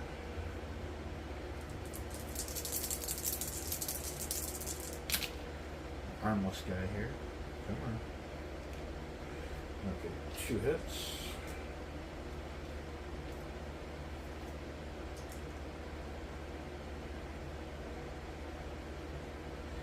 Oh, shoot. I forgot the special rule for that. When they make an attack with it, they get an extra attack. Okay, so that's another hit.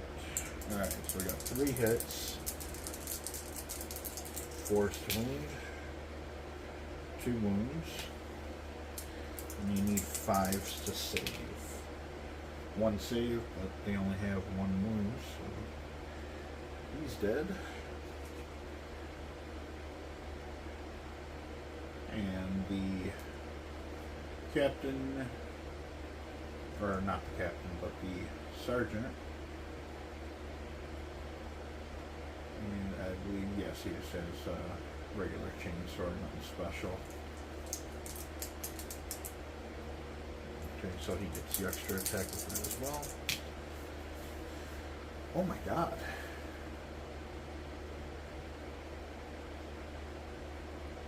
Wow. Okay, he totally swung and missed.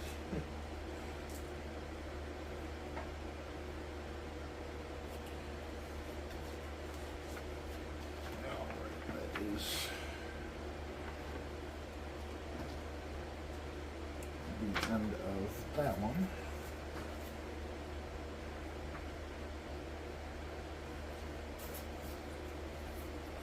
Okay, let me just make sure these are staying in order here.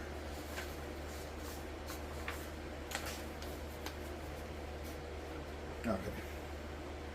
Necrons turn 2. The Necrons converge on the objective, unleashing deadly gauss fire and moving relentlessly towards the Space Marine opponents. The Necrons must regain control of the objective by staying on top of it and destroying, staying on top of it and destroying the Space Marines. One move. The Necrons position themselves and unleash a torrent of gauss fire on their Space Marine foes. Okay, the Necron warrior on top of the container falls back and away from the Space Marines. He's not on top of it anymore. He will fall back. The Necron warriors with gauss flares move towards the container.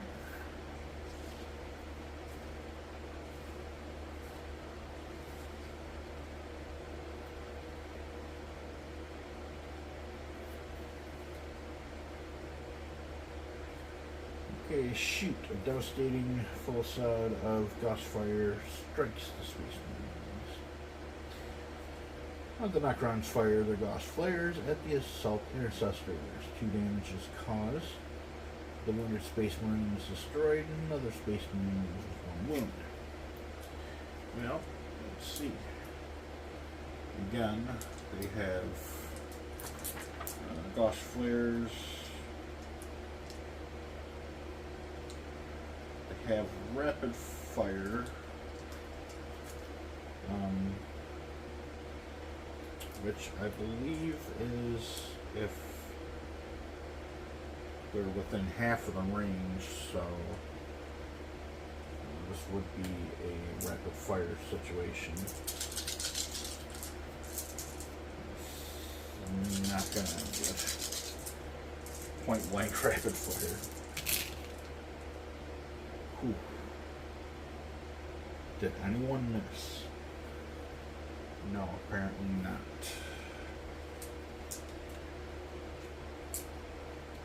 Okay. So we're wounding on 4s.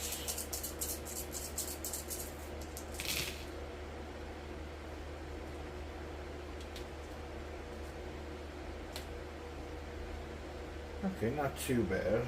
We got 5 wounds. And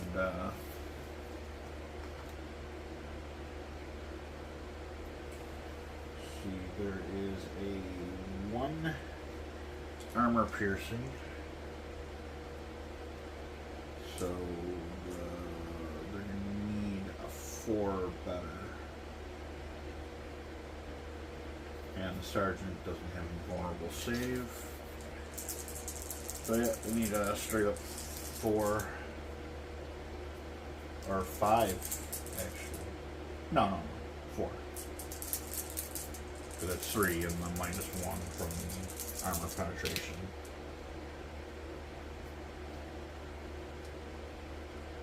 Okay, so they save 2 and take 3 wounds. Okay, so this guy's going to take 1 and die. And this one will then take a wound. Okay, charge. The Necron cease to attack the all-important objective once more.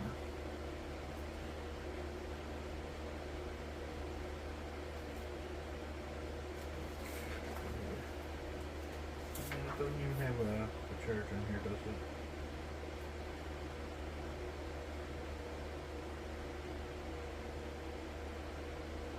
Oh, here we go. The Necron with the Gauss Flare charges a total of 8 inches.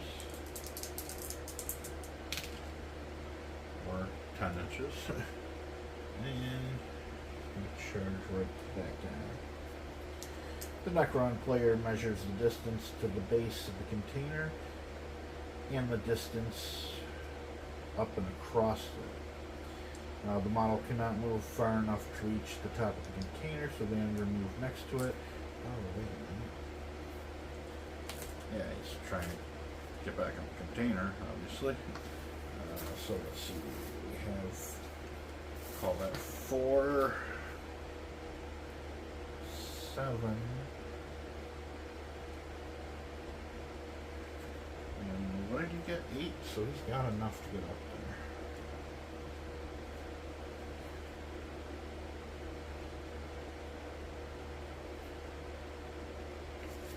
Okay. The Necron warriors are engaged in furious melee with the Space Marines. The androids must hope their greater numbers give them a chance of victory. The remaining Necrons must hold to their position, battling the Space Marines in hand-to-hand combat. And did the other guys charge?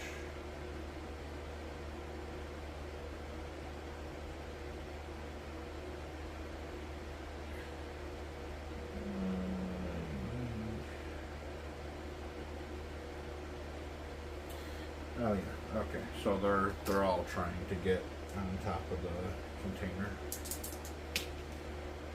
5. That's not gonna do it. So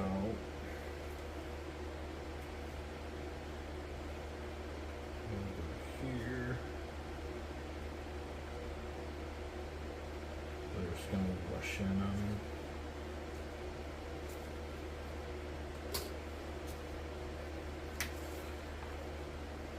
Okay, fight. Seizing the container, the Necrons prepare to repel the enemy. The Necron warrior chooses not to pile in.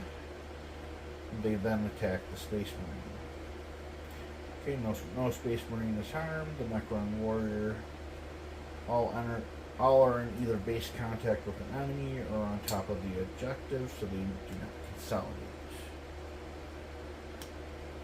Okay, so if I remember correctly, their melee is pretty bad.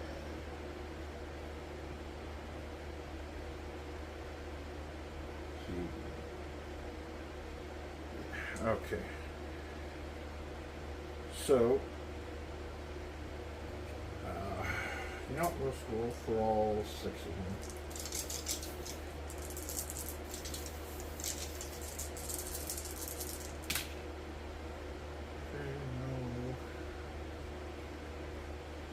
So they get 5 hits.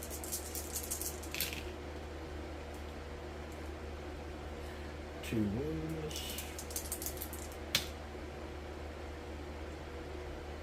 And no saves. This guy dies. And this guy gets a wound.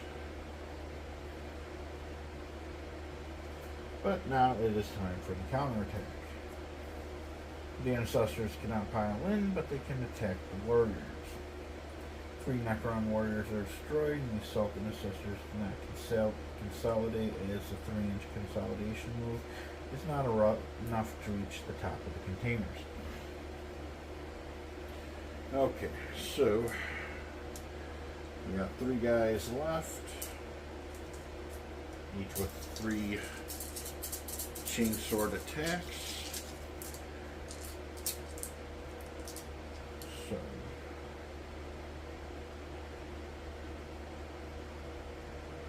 say, yeah, he's not within an inch, is he? No. Okay, so can't mess with him. So we're gonna go 2, 4, 6, 8, and 9.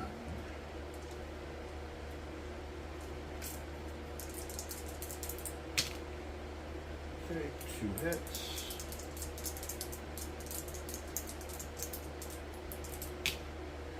Two wounds. No saves. He's dead. Next up. 2 hits. 2 wounds. No saves. Dead.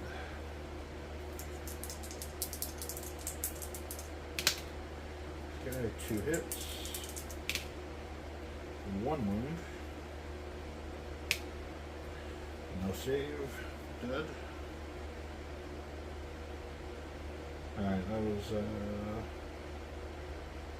6.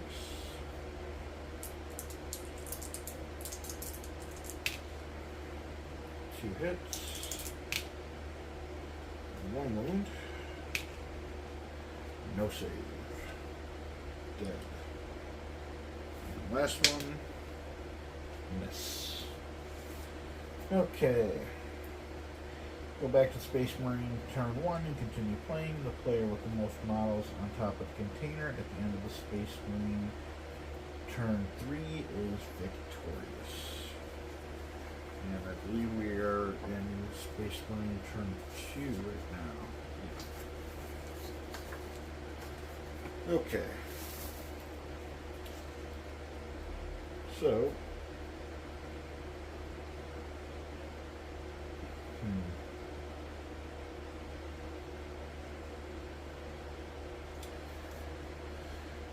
yeah, they're gonna position themselves to get back up there. So he is, let's see, so 3 and 6. Okay, so none of them have enough to get right up there. So they're going to move into a better position here, staying outside of engagement range so they can still shoot. And you know, we're going to leave the captain down here to deal with this guy. But I think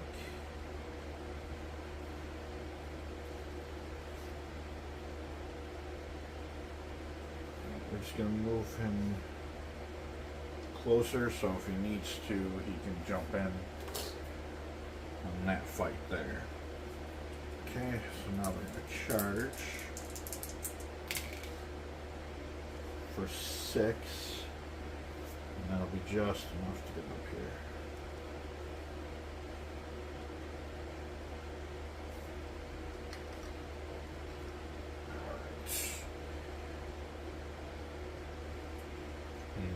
Captain's going to charge here. Okay, and oh crap! I really should have shot first. No. I'm pretty sure this is going to be it right here. First, we're going to resolve the combat up here. Whew, whew. Okay, we got 6 hits.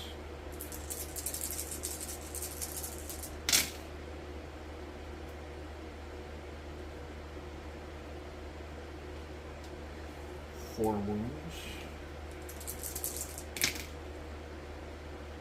And 1 save, but ain't enough. Okay, now captain, or the sergeant. Sergeant gets 2 hits, 2 wounds.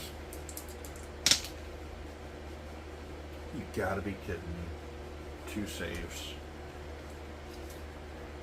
Alright, Necron is gonna attempt to fight back. It's gonna hit, but not wound. Alright, so we have the Necron's turn now. He's gonna fall back. And, fall back, he can't shoot. So he's done. Back to Space Marine turn. They're all within pistol range. So they are going to all shoot.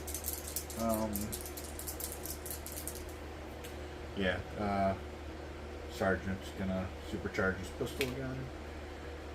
And roll 6 again. Alright.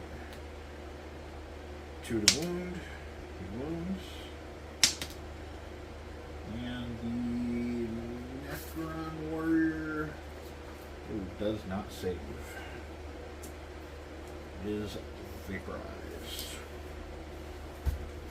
Okay, so the Space Marines are victorious. They have secured the ammo drop. And that will be it for this week. And we'll be back next week with new models and a new playthrough. We'll see you then.